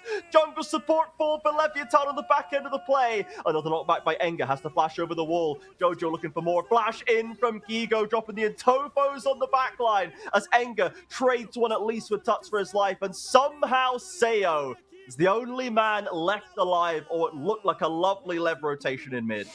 Yeah, so they get the 2 carries, but Leviathan lose everybody else as Furia are able to weather that team fight storm. Felt like Leviathan should have come away with a lot more from that position. They weren't quite able to get this team fight the way they wanted. It starts with Seo taking a massive chunk of his HP. A good predict from Tatu there as they find a good amount of HP onto the Corki, so he can never really contribute to this team fight fully. Has to flash away from the Encore as well, which is well poised by Jojo, and then that Tempered Fate actually just stops Enga from DPSing. Fury are able to get out of dodge and then position very nicely around this. But until they see the Renekton and start jumping forward, I think DeVos slightly misplays this here, because he doesn't channel his W, instead has to flash forward to get the auto attack in it. Repositions the fight so far back that this TP in is actually close enough for them. Flash in, double shockwave, that's 2 free members for Furia. But Enga this whole time as well, pumping out the DPS, does have to flash out to safety, somehow takes Tuds down on the back of this as well, which I don't think he was particularly expecting. But Leviathan definitely struggled their way through that when they probably shouldn't have. That was a bit of a classic old school Furia team fight where you kind of wonder how they got themselves into that situation. And somehow they just get out of it, you know, and there's not really a better explanation than that. It's like, well, I guess they just got away with that one, huh? And that definitely looked very, very tough for them. Leviathan, if they can keep finding angles like this, they are surely going to find value out of it. They've clipped Jojo, but Weavers wasn't going to get much done. A quick cleanse away from, or Mikhails, I should say, away from Enga off the Ash Arrow. And all the teams have piled into mid lane once again. 30 seconds on the potential Mountain Soul point for Furia, but they have control of that side of the river. They want to get that objective completed. It's 2-item Corki, but it's 2 items pretty much everywhere for both of these teams. A handful of components elsewise, and it's to do with all of this poke now. Can we see Enga land some crucial rocks? Do we get that big shockwave? Is Gigo going to find that all-important pick? Furia do just get a level from that Rod of Ages, and Devost here looking on a deep flank, but wherever he goes, he's spotted. There's a blue ward in here that's going to see him coming around this corner. Now the jig is up. Furia know that there's a Renekton below them. They know that Leviathan on the top side too. Tots on the zone, they're going for the combination. They'll surely get that done. The shockwave doesn't come off. In fact, the tower's still there though, and Bookie is down. That means no smite for potential dragon play after the fact. Enga doing so much work again with the CC, but where's the support for the guy who's been holding the Leviathan team come up all game? He still falls second in Furia. So far, a 1-for-2 mid jungle for mid, and Tattoo, ever a present in these team fights, the real carry of this Furia roster right now, is still diving forward. He still has the support that he needs to get the CC down and lay that damage into the Leviathan frontline. Devost will be chased down in the jungle, and this is surely Furia with the Dragon Soul. I mean, Jojo as well in this game. It doesn't look like he's doing much, but he's playing Seraphine, which is pretty much all that Furia need in this game. He's doing so much work, keeping his team alive, pushing the game further forward as Top TP's in. That's us back in for some revenge. TP's in to find the bar, trying to escape. There's no magical journey. Pops the ultimate though. If Jojo and Ayu can get on top of him, there is gonna be another kill for the Orianna. Seo going for a deep recall in the topside jungle. He's been spotted. A flash from Tuts and a shockwave will get him done. He's got to be wary of this Corki though. The burst is massive from this champion. He's doped him back and forth, gets away from the phosphorus bomb. Valkyrie used a blast cone to maybe try and get Seo to safety. I don't think he's got enough time for the execute just yet, and Jojo's hunting him down. Seo barely trying to get some CS, doesn't quite have the chance to get the plate. Walks in for an auto. Can he find it? Doesn't even bother. Leaves the money on the table, and Tuts picks up another. Yeah, this is most likely now where the game starts to devolve into a Furia 2-0.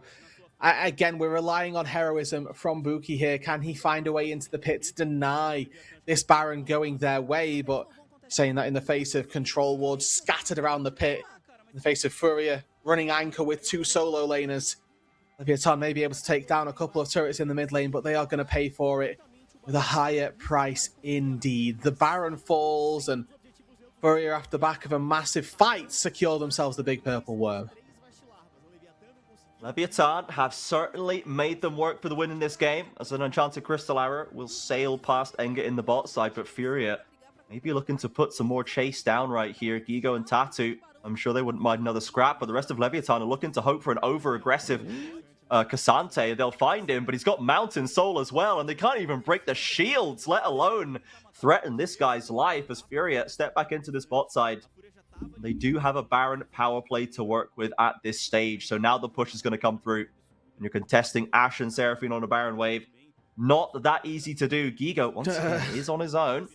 Leviathan with we've seen this play before, everybody. We saw it in game number 1 where Gigo tries to push out a wave in a game that's already won, but the entire Leviathan squad is waiting for him in the bushes.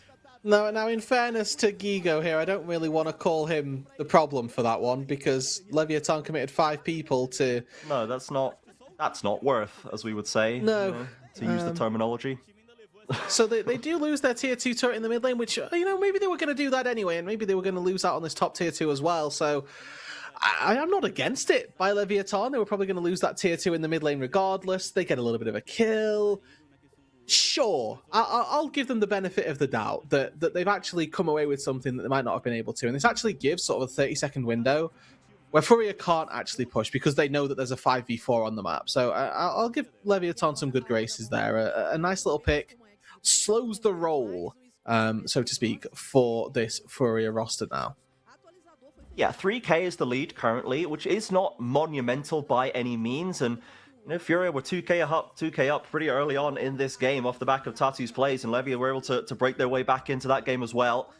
They have still been able to find consistent picks onto players like Tuts and Ayu throughout these instances. It's the Baron with about a minute left on the timer.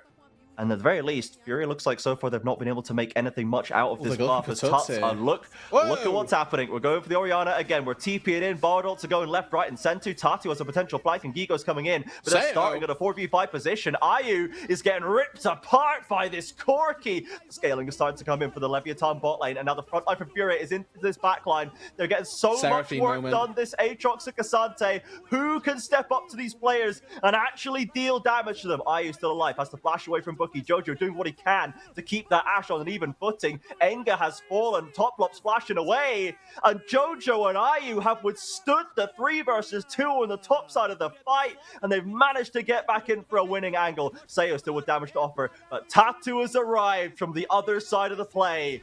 And Leviathan again, it felt like inches away from a winning play right there, Roodood. But somehow Furia keep coming out on top. And I can't overstate how much Jojo is doing for this composition. Of course, Tatu and Gigo are going nuclear in the backside of these team fights, just running rampant and making Leviathan not really stand a chance whatsoever. But Ayu was 10%, maybe 15% HP twice during that team fight. He hasn't recalled. He has no lifesteal. This is just Seraphine. Yep. It's Helia moment. You've got the Diadem and the Echoes of Healer in inventory, and the healing is massive, the shielding as well as Furia. Now diving these turrets, completely inexplicably rude. Somehow this game was faster than last game, and that just doesn't make any sense to me. This one felt like it took twice as long and 3 times as much effort for Furia to put this second win on the board, but put it on the board they have. Yeah, the second that you get to that 2-item breakpoint for a Seraphine, it just feels like you can't particularly lose. You're just doing so much healing, so much shielding. You've got so much innate sustain for everybody on your team as well, which I think is the really big kicker, that it just makes life so much more difficult. And, you see Tuts there as he walks up the stairs, a little bit of a smile on the face, knows that, was he the better mid laner this game? Probably not, but he comes away with a win anyway. And that's the bright spot, I suppose, of having the rest of the team of Furia as good as they are. Yeah, gotta come away like, well, I ran that one down, guys. Sorry for that game. That was, that's on me, a lot of that. But that's just the nature of the beast sometimes. Vitalia is a pretty tough combo, and Tuts did seem to have forgotten the range of Seismic Shove for the good first 15 minutes of the game. But the shockwaves were always good. The teamfight support was always there. Tatu always had a shield and an ult ready to boost him into a winning position when it was needed. So did not get knocked out mentally from that game, and the rest of the map ended up going their way as well. So we're at the 2-0 point now, Rude. Leviathan made much more progress in that game, and we are going deeper into Fearless now once again. The Ashe Seraphine is not allowed. We can't have that free bot lane win for Fury this time. So, by progression, they might be able to get a third win, or a win in that third game, Leviathan. But we're going to have to keep the momentum going.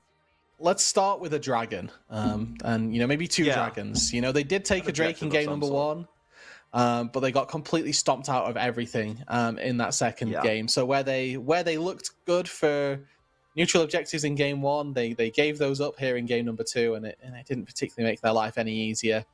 If we continue, like you say, with that progression, maybe we can see them win a team fight, and then that's the building block that we can go from. It's definitely not going to be easy for them. Coming in, we said this was going to be a difficult a difficult matchup stylistically, and that's proven to be the case. It certainly has. Leviathan now 1 game away from elimination here in the CBLOL Cup playoffs. Start of 2026. Furia looking to advance and keep that campaign going to return to championship glory. But the LLA is not down and out just yet. We're going to go to a break for now. We'll be back with game number 3 of Furia versus Leviathan.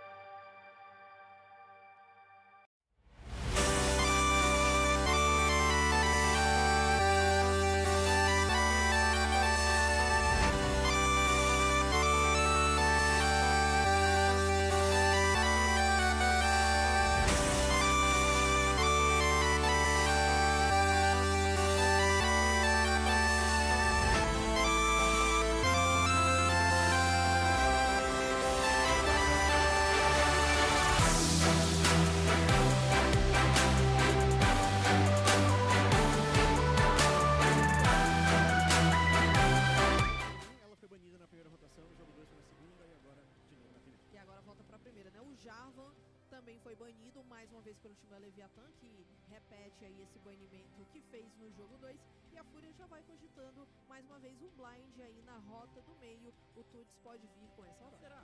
Pode ser flex ainda, né? Ah, mas eu não sei se o Gigo tem esse consigo. game. Mas eu não consigo ver Tá. a Nem cravou aurora ainda. pro top. Tá. Eu não consigo ver a aurora pro top se não for contra um Rumble da vida. Tá, perfeito. Sem saber o matchup também. Exatamente, assim, Tipo lá em 2 acho que não vale tanto você colocar essa aurora flex, considerando que você não tem mais o Rumble pro jogo. Chegou agora o boneco com a cara do Brasil. Saio. No resto das ligas, aqui, Deus. Tá dando muito certo, né? E talvez a resposta aí da Gwen seja o que pare mesmo o Sion. Interessante ver o Gigo dando preferência a esse lado do matchup, porque o Devosh já trouxe o Sion nas últimas séries. See if they can do anything that little bit better. Furia, though, I mean, this is par for the course. They needed this to be a swift 3-0. They haven't yet finished all of that, but you know, on the well on the road towards it. We have had a pretty similar strategy so far unfolding in this Game 3 draft. Leviathan once again ending up on blue side last pick. Furia once again just opting to give Gigo another incredibly beefy tank to absorb pressure in topside, going for the Scion this time. First pick for Furia. The answer for Leviathan being Gwen for Devast. So again, a much more of a carry threat, and this one even more of a kind of game-winning, team-fight-winning carry threat for them. Rookie on the Xin Zhao standard jungle issue right there. And we'll see what Tatu potentially is going to have as an answer in that jungle pick. It is going to be the Jax with a Tuts Akali to pair with it. A Tuts blind Akali here, by the way, where they've not protected this in any way. So a Galio definitely seems to be the go-to response. Now, the issue with this is that you're putting anger on Galio, which might not innately seem like a bad thing, but when your best player on your team is the one who has to take up the mantle of sort of supporting the squad, it doesn't bode all that well. Now, we are moving into the second round of picks and bans, and other than this Gwen, I don't see anybody who can kill Gigo just yet. I'd like to see a little bit more from Seo. He needs to have that massive DPS. He needs to be a big part of the damage composition for Leviathan in this second phase. So looking at things like Aphelios, like Jinx, to try and get through him nice and quickly. Second round of the bans coming through. Misfortune, the first removed by Leviathan. Can't remember the last time I saw Ayu play Misfortune, to be fair. We've had a couple of takers so far in this split. It's looked pretty useless both times, but that's just the nature of this pick, right? It's useless until it isn't, until it gets that one big ultimate that wins you the game. And we have potentially some supports to be locked in here. Once again, we saw Jojo with the Seraphine and the Ayu Jojo Seraphine combination last time. Very versatile support player is Jojo and Toplop. We'll have to see what the answer is going to be right here. Caitlyn being taken away. I mean, Ayu has dipped into slightly more off-the-wall options, things like Neela's in the past as well. The Ezreal has still not been picked, and that's been pretty strong. Seo, for his money, was doing some nasty work on the Ezreal earlier on in the split. Yeah, I think that just taking Ezreal here just limits you that little bit too much. I was considering, maybe they can go for an Ezreal Karma and absolutely, do the same thing to Ayu Jojo as to what they've just had done to them. Instead, they're the ones that ban away the Aphelios here, so they're removing that little bit of late game agency from their own right, and it is the Ezreal that gets taken away by Furia here. I expect them to take that AD carry, whoever it ends up being. And I think if they go for this, it enables the top side of this map, and it is a big late game team fighter. I don't mind it into the Scion because those ricochets can quite easily make their way through to the backline. Yes, you can stand and fine just knocking against that brick wall, but you're still doing work in the rest of the play. No, what's the answer going to be for Furia right now? Sivir, a pretty tough nut to crack in the laning phase. It feels pretty strong right now. Has decent damage early on. Doesn't necessarily have to wait to the late game to be valuable. And Senna comes out. First Senna pick of the split, I believe, coming out into Ayu's hands. And this has been a bit of an old school classic Ayu pick, even back to his support days on previous iterations of Furia. Playing with Natuno, I believe. Hello! And a Wukong in the air. So we're going to send a Wukong? Send a Wukong! I assume. Hello? What is this? Maybe send a Scion, Jack's top Wukong jungle. Actually. True. Yes. Send a Scion is also a a bit of bait and throwback. switch. Yes. Yeah, and I think Tatu's it like, actually is. what are we doing, viewer? Do you know? Do I know? Yeah. Go away. Hey, I actually really like this. That's a really big flex.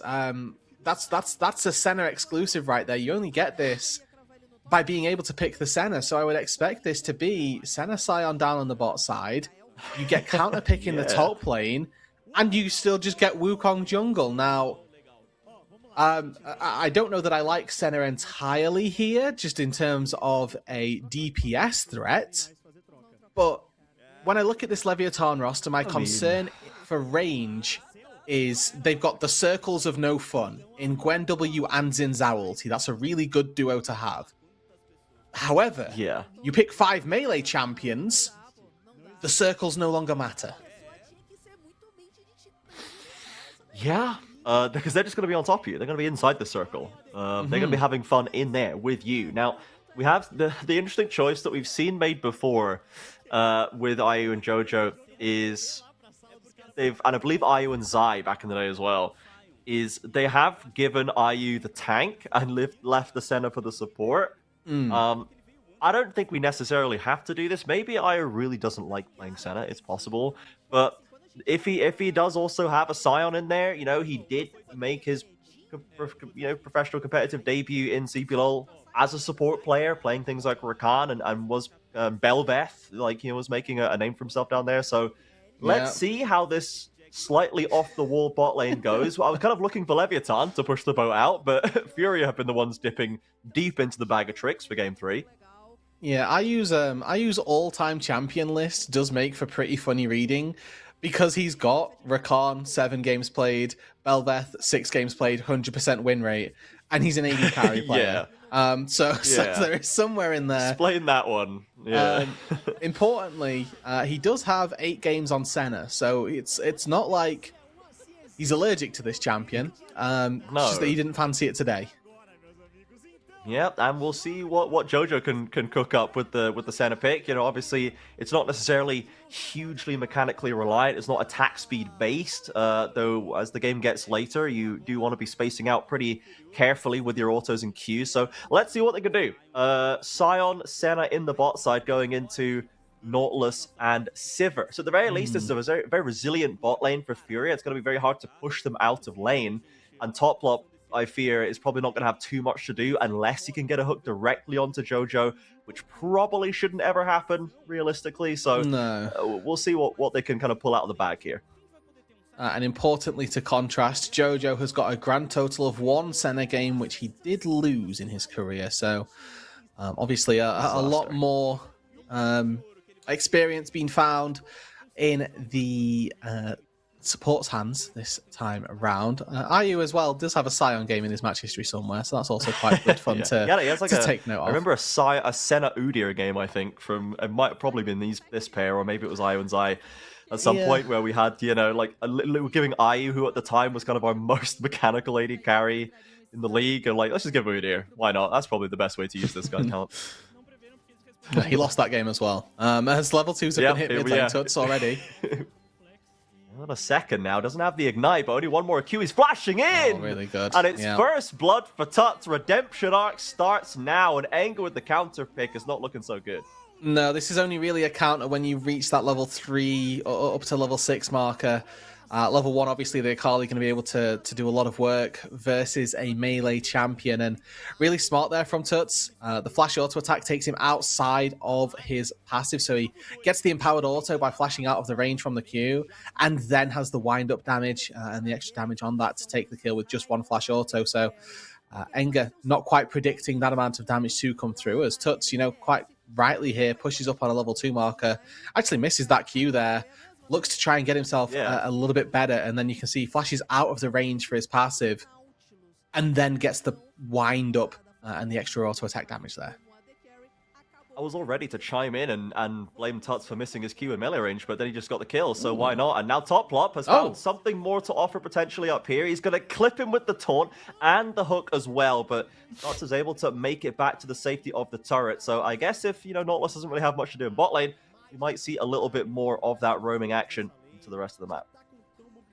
Yeah, I was playing. I played a game against an Akali couple of days ago with our producer for the day, Dia.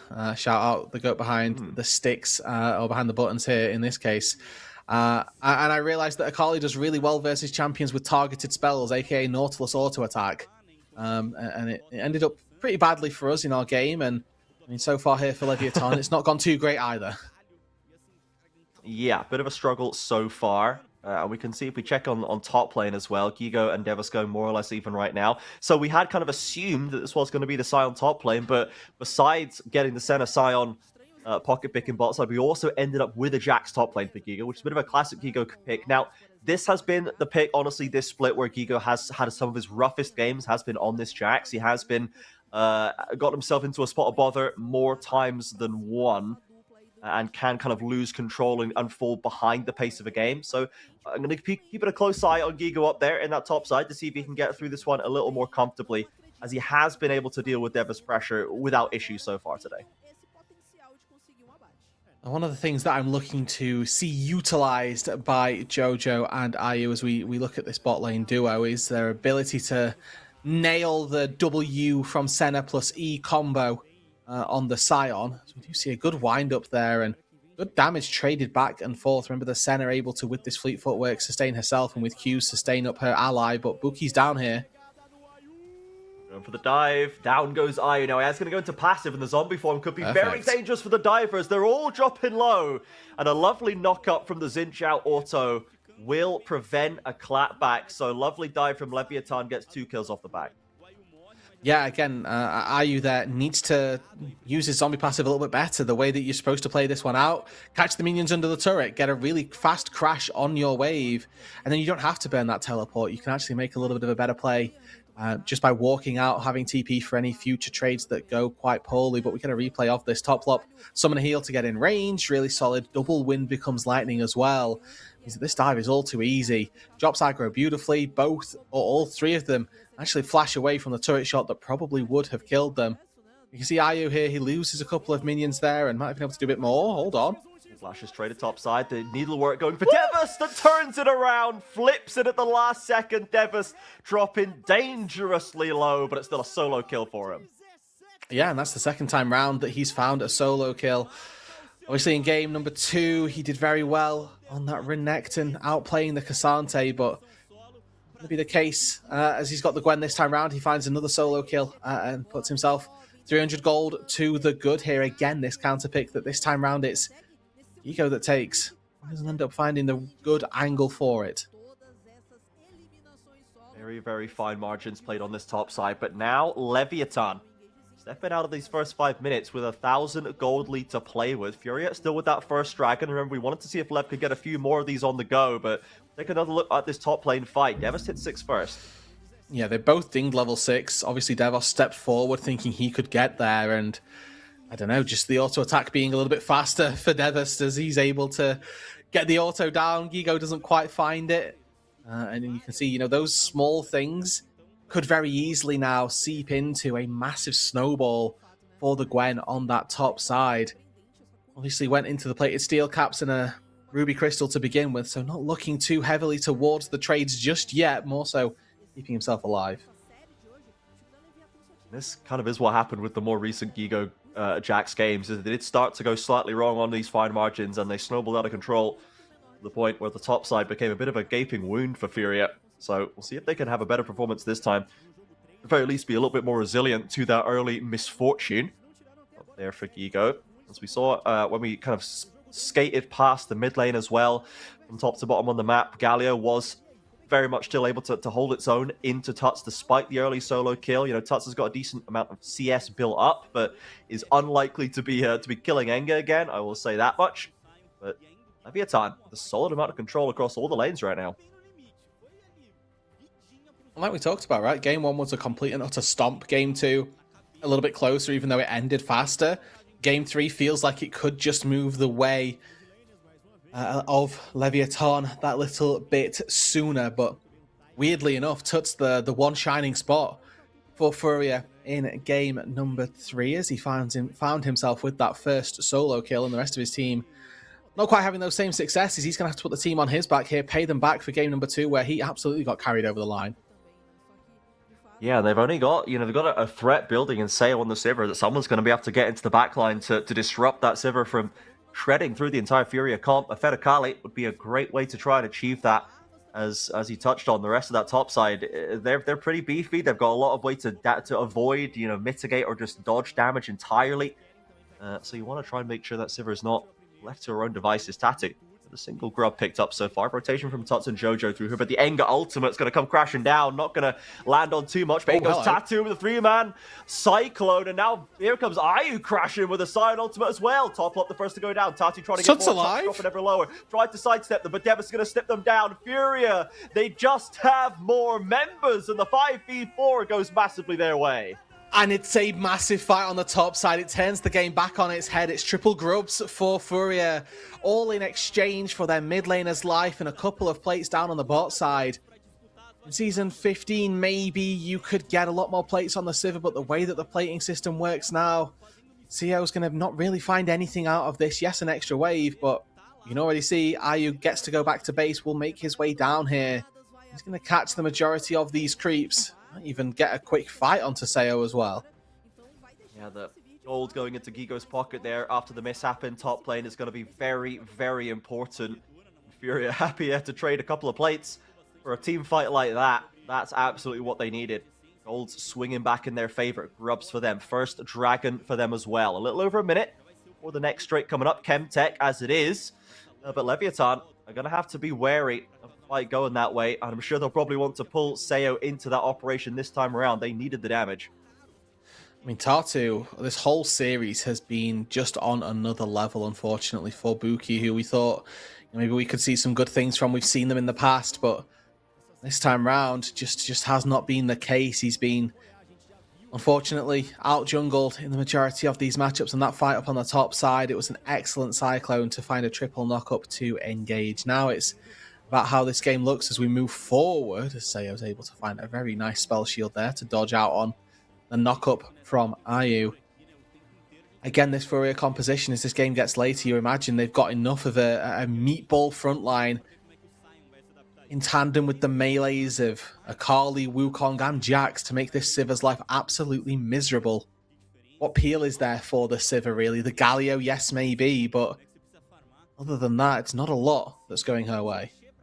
And there's so much mobility on those backline threats. Jax and Akali can, force a Galio and then just reposition with a basic ability to avoid that Galio actually really finding too much purchase in the play. Devis commits needlework, and Gigo will be forced to ult as well. Loses a lot of HP on that Jax, as Devis going to even up those totals for now, but Dragon number 2 is being taken by the Senna and the Wukong for Fury on the bot side. Leviathan instead choosing to engage on this top lane. Gigo's trying to get a recall completed, but it was cancelled by a top plot hook. We've got dives on either side of the map. Sayo losing the flash to get away from the Cyclone, and Jax is desperately trying to hold on to this top lane with the shield. Barest fingernails, diving from minion to minion. The Senna ult keeps him alive a little longer. Devis, though, will hunt him down away from the turret. Counter-Strike gets a bit of damage down, and Leviathan making a little bit of a meal of this one. Flash is in the end. Another tempo flash in game 3 just to stop wasting time. And, for Gigo there again, he's not really at fault for this one. Obviously, the solo kill earlier on, definitely the problem, but other than the fact that he tried to recall and recalled pretty much as soon as he spotted that there would be a problem, he gets caught out by a hook. He does burn flash from Toplop. He got flash from Devost as well, so it's not for nothing. And Furia, once again, they find the turret, so there's a complete mismatch in terms of what is accomplished. Yes, Sayo's able to walk out on the bot side, but in actual fact, it's the turret that falls that is much more impactful, as it now opens up this roaming Senna Sion duo to make the next play happen, because that's really what broke this game wide open, right? Was the duo of those guys moving up to the top side. The fabled and commonly seen roaming Senna Sion duo coming out of Furia here from the bot lane. As Toplop is going to get knocked up by Sion, and the roaming Senna Sion duo is doing a lot of work to assault this guy. He's going to land the root as well, and Furia going to follow it up. Jojo picking up the credit. So there it is, another kill in the pockets of Furia. They are really starting to get rolling right now. These threats building across the composition, and Leviathan not quite ready to receive these ganks and these skirmish plays. And the good thing about Senna in particular, we didn't really touch on this in the lane where it is most impactful, is you can just farm on the Nautilus. As long as Sion stands in front of her, it's just 3 stacks, really. And you can see you've now reached this point where you've got enough HP to walk up, press Q on Seo, then you find a really easy auto attack after the fact because you've got that slow. Expect approach velocity, even just fleet footwork is enough to get Senna in range. And Jojo's already finished off that Black Cleaver. Expecting to head in towards slightly more utilitarian items after the fact. Senna actually works really well with heal and shield power, and you can catch people out very quickly with the amount of healing that your Q will do.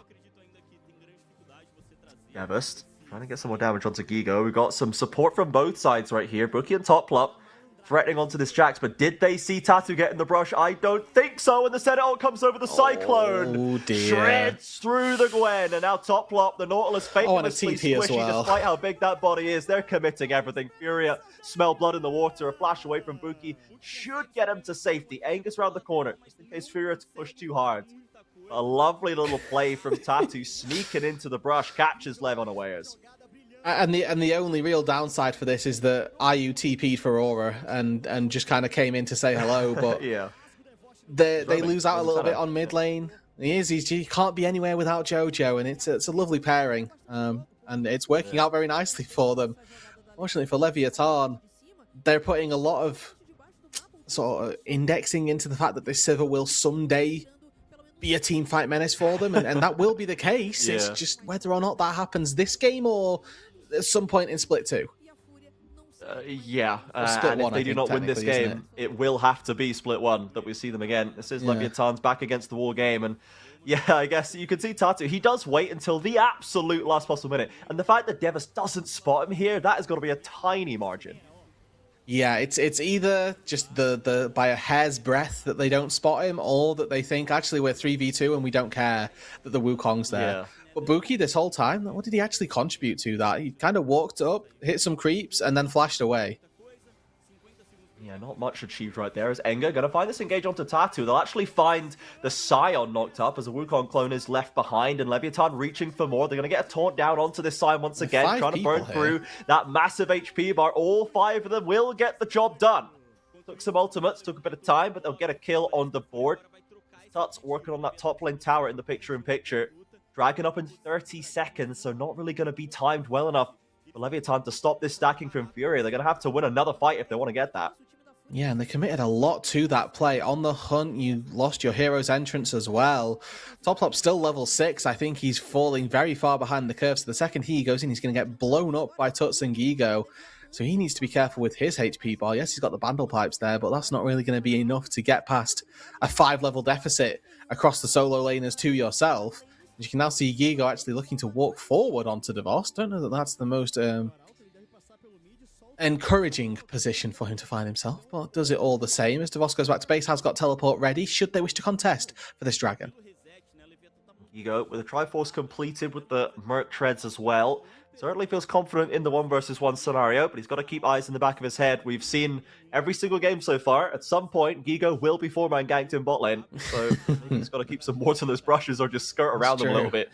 That is the Leviathan special. As here comes the dragon play, would be the Hextech Soul, and you know, everyone still fears the Hextech Soul perhaps more than any other in the game right now. And again, there's just no contest. We're giving it over for Leviathan. They want to fight here Yeah. mere minutes ago, but all of those ultimates spent, Rude, as you'd mentioned, they just feel too weak to contest again. Yeah, no hero's entrance. They did have On the Hunt back up and ready if they wanted it, but I mean, Seo, he's working towards what feels like an LDR on 3, which, I mean, you're trying to hit into a Scion. It makes perfect sense, but you're then delaying that Infinity Edge breakpoint even further, and I think that what you kind of need to do is just rely on the fact that you're not going to be able to free hit the Scion, and you're probably going to get dove on, so you need to do damage to those guys instead. Whether or not that turns around, we'll see. And Seo, he's got that longsword in the inventory, probably just because it was all he could buy, but needs to be a BF, needs to be an IE coming in pronto. Herald knocking down another couple of plates in mid lane. Not as impactful, no turret taken on this instance. Of course, the first turret gold was already picked up by Furia in this game. Lev still to crack any of those outers. Furia happy to sit back and let that gold passively accrue. They're in such a good position. Again, complete objective shutout in this early game from Furia. No matter the plays and kills that Leviathan are able to find at times, they can never get these important objectives. They never have those map-based win conditions building up. It has to be all about the team fights, and Furia have time and again been able to get themselves out of a jam when Lev tries to box them in. Couple of plays over to Devost there, and his gold lead over Gigo, not massive, but not nothing, as now Tatu and Gigo forcing Leviathan out of that bot side. And for IU here, he just gets to stand up and walk like this. He's 2 levels down on Sayo, and I mean, for Leviathan, it is all about this Sivir. If they can keep her safe, if they can keep her alive, then maybe she can do enough, but I just don't know where the rest of the damage is here. Maybe Devost in tandem can make that work. But Bookie's so far behind, he's not working towards that second item anytime soon, where Tatu probably has his fair share of Black Cleaver as well picked up in not too long a time at all. There you go, it gets finished off for him. So that's 2 items for Tatu, and for the rest of Leviathan, there's just nothing in the tank. Yeah, when Devis gets those 3 items, we normally do see a very AP-heavy build for Gwen these days. Riftmaker, Nash's Rabadons tends to be the opening 3, and the damage can be massive at that stage, but it's a little squishier, and Devis is very much not ahead of the curve right now. They're going to need threats to stop Furia just getting Hextech Soul in 2.5 minutes, picking up Baron potentially off a team fight over that objective, and will he have time to reach the Rabadons? I don't know. He hasn't had time so far this series. They've both been 29 and 30-minute games. Furia not wasting any time, trying to sweep Leviathan out of the competition right here as IU TPs into the mid lane. They've got a very low-level mid lane alto they can look for if they wish, but maybe they just want to keep control and not throw any caution to the winds, as we say. Hextech Soul is probably the most obvious win condition for them to play for right now, as Gigo trades ultimates with Devast again in bot lane. IU did throw the Unstoppable Onslaught in there as well as looking for a teleport, it looks like, relatively recently. So you wanted that very much, I suppose. Yeah, I'm just going to say it. Sion for IU here, it's not been a top lane Sion, for sure. He's definitely, like, doing Sion things, and Sayo got caught by a slow there. Yep, he's going to have to escape with a flash. Turret still goes down. I'll be honest, I was trying to work out what Jojo was building right now, because he's gone into the the little sort of slingshot. And I think he had a longsword with that, and I was like, what is he building for Senna with this? And now he sold it and bought a dagger instead. So I think he probably thought RFC still had AD on it, and has had to resell that. But this is like, it's kind of the low damage Senna build, right? It's Black Cleaver, it's very utility. You're stacking up, you're not necessarily doing a whole lot of damage out the gate. You can still scale up and build damage later, but it's crazy how much they're able to do when they have their only damage item is a Black Cleaver between the two of them. Yeah, now I'm curious as to what it actually. I mean, that is just RFC still, so that's fine. I forgot that Zeal had the crit cloak on it. Could have been a Storm Razor, which would have been hilarious, and definitely not a support item. But I was here for it. I mean, if people haven't been here and they aren't familiar with the story of these two teams, I do want to highlight again, just for, since Leviathan here, probably about to bow out of the CBLOL Cup. This is a win for them being in this position, but for Furia, I think this is a win even more so for them, not just in the state of this series, but in their state relative to the CBLOL Cup. They needed this to be a 3-0, very convincing slam. And thus far, that is what it has been. It has been complete and utter shutout. Now with Tuts in the mid lane, they're looking to win this game here and now. Sayo with no flash, he's got no spell shield. Tuts is waiting for an angle to get in, needs to get through Galio, through Nautilus, and the rest of Lev have TP'd in to coalesce around that critical carry. In they go down to the backline, and Sayo has gone down first. Furia knew what their target was, and they wasted no time getting on top of it. Enga will crash down and trade back the Wukong, but the Galio has not survived the attempt, and the rest of Furia, it's so hard to get the kills on them, Root. The healing, the tankiness, the damage, it's all there for Furia right now. And IU still stands strong after all of that. He's the one who was the initial target of their ire. Is IU the one that stands with probably the most percentage HP after that fight? Tuts and Gigo able to heal up using the Senna, and you can see that IU in this instance, he just knows. He's got absolutely every reason to step up like this. Tuts just slightly threatening on the backside. He misses the Shuriken to get in. But as soon as Gigo and Tatu find their way in, Sayo just has no chance of surviving whatsoever. He's being pincered on all sides. He gets caught out, and yes, Toplop, great. He does a wonderful job at just walking around trying to chase the Akali. But what do you do when this champ has 4 dashes? He's able to get away from everything that you put down. I feel bad for the Nautilus because his job is very clear in the comms. It's okay. You're going to mark the Akali here, and he just cannot stand a chance. No, he tries his best, keeps Tuts away from Seo. Tuts at least wasn't involved in the death of Seo, and that's kind of a win, I suppose. But again, Ego also has a dash every few seconds, and Tatu also has multiple dashes on us, but there's just no way to keep them off him, man. It's so hard for Leviathan to protect that critical carry. They really need Seo to be pumping out the damage. In a fight like that, he did not have a chance. Furia picking up that Hextech Soul straight into the Baron as we had predicted. 23 minutes on the clock right now, and they are once again back in a commanding position, and Leviathan will have to do something they failed to in the last couple of games. Seo, nowhere to go, no teams to support him this time. It's fallen apart.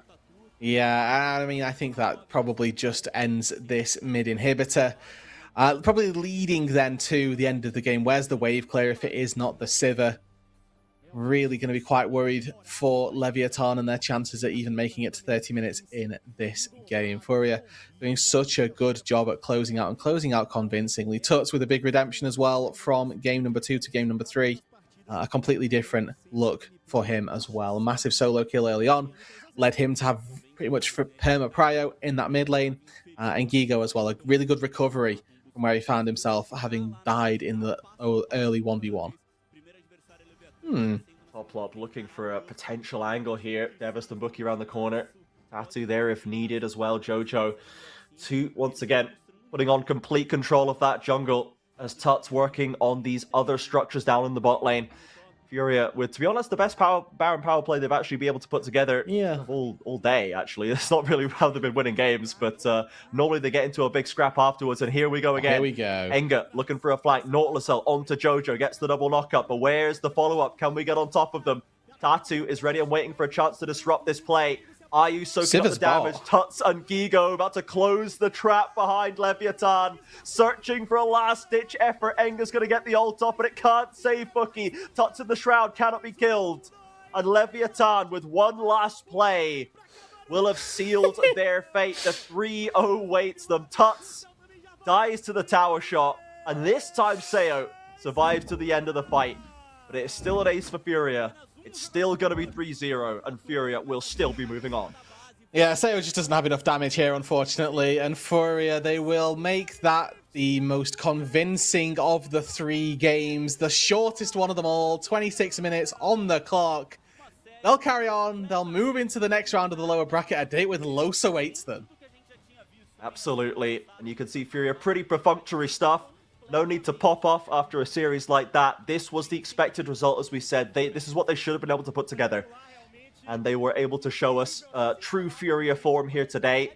The journey for Leviathan, for the LATAM squad, ultimately ends. But as you had also said, Rude, they should be happy enough that they're in this position. I think they safely outperformed basically everybody's expectations, overcoming names like Pain Gaming, like Vivo Cade Stars, and certainly gave us plenty of reason to be excited about this roster going forward in 2026.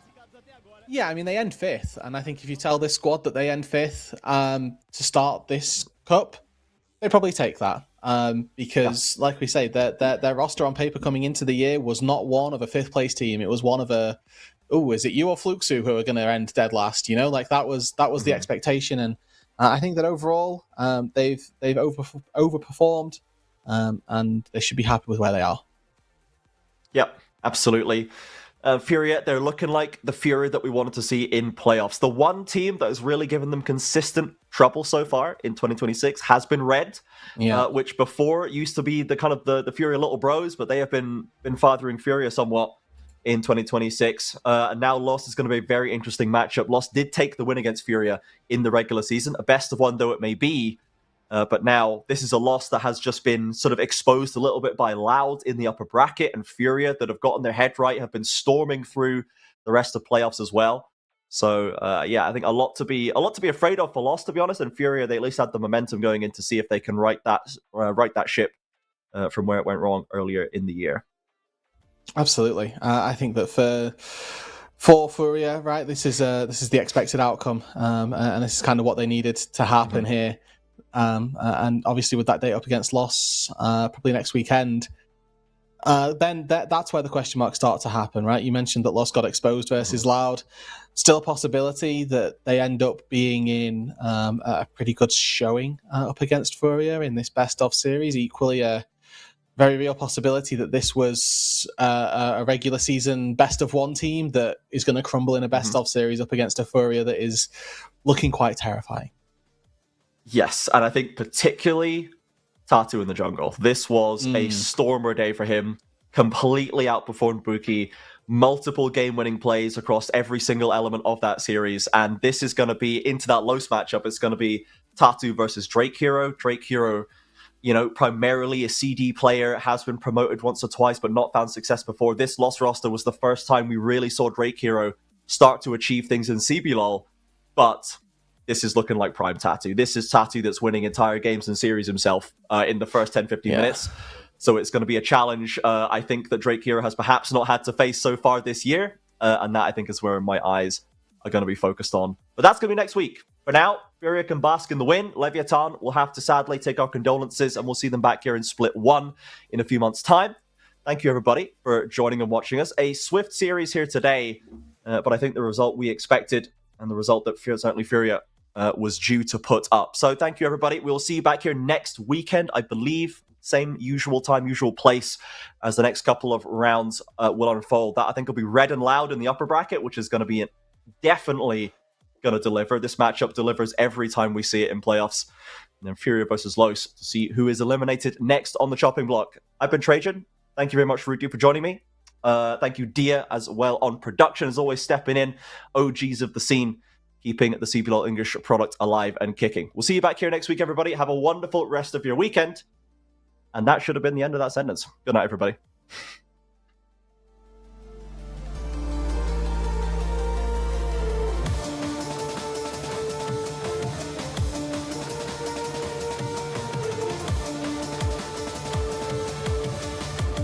Nice. Yeah, that was the correct outcome. If Leviathan wasn't going to win, they should lose quickly. That is true. Thank you so much to the homies. Oh.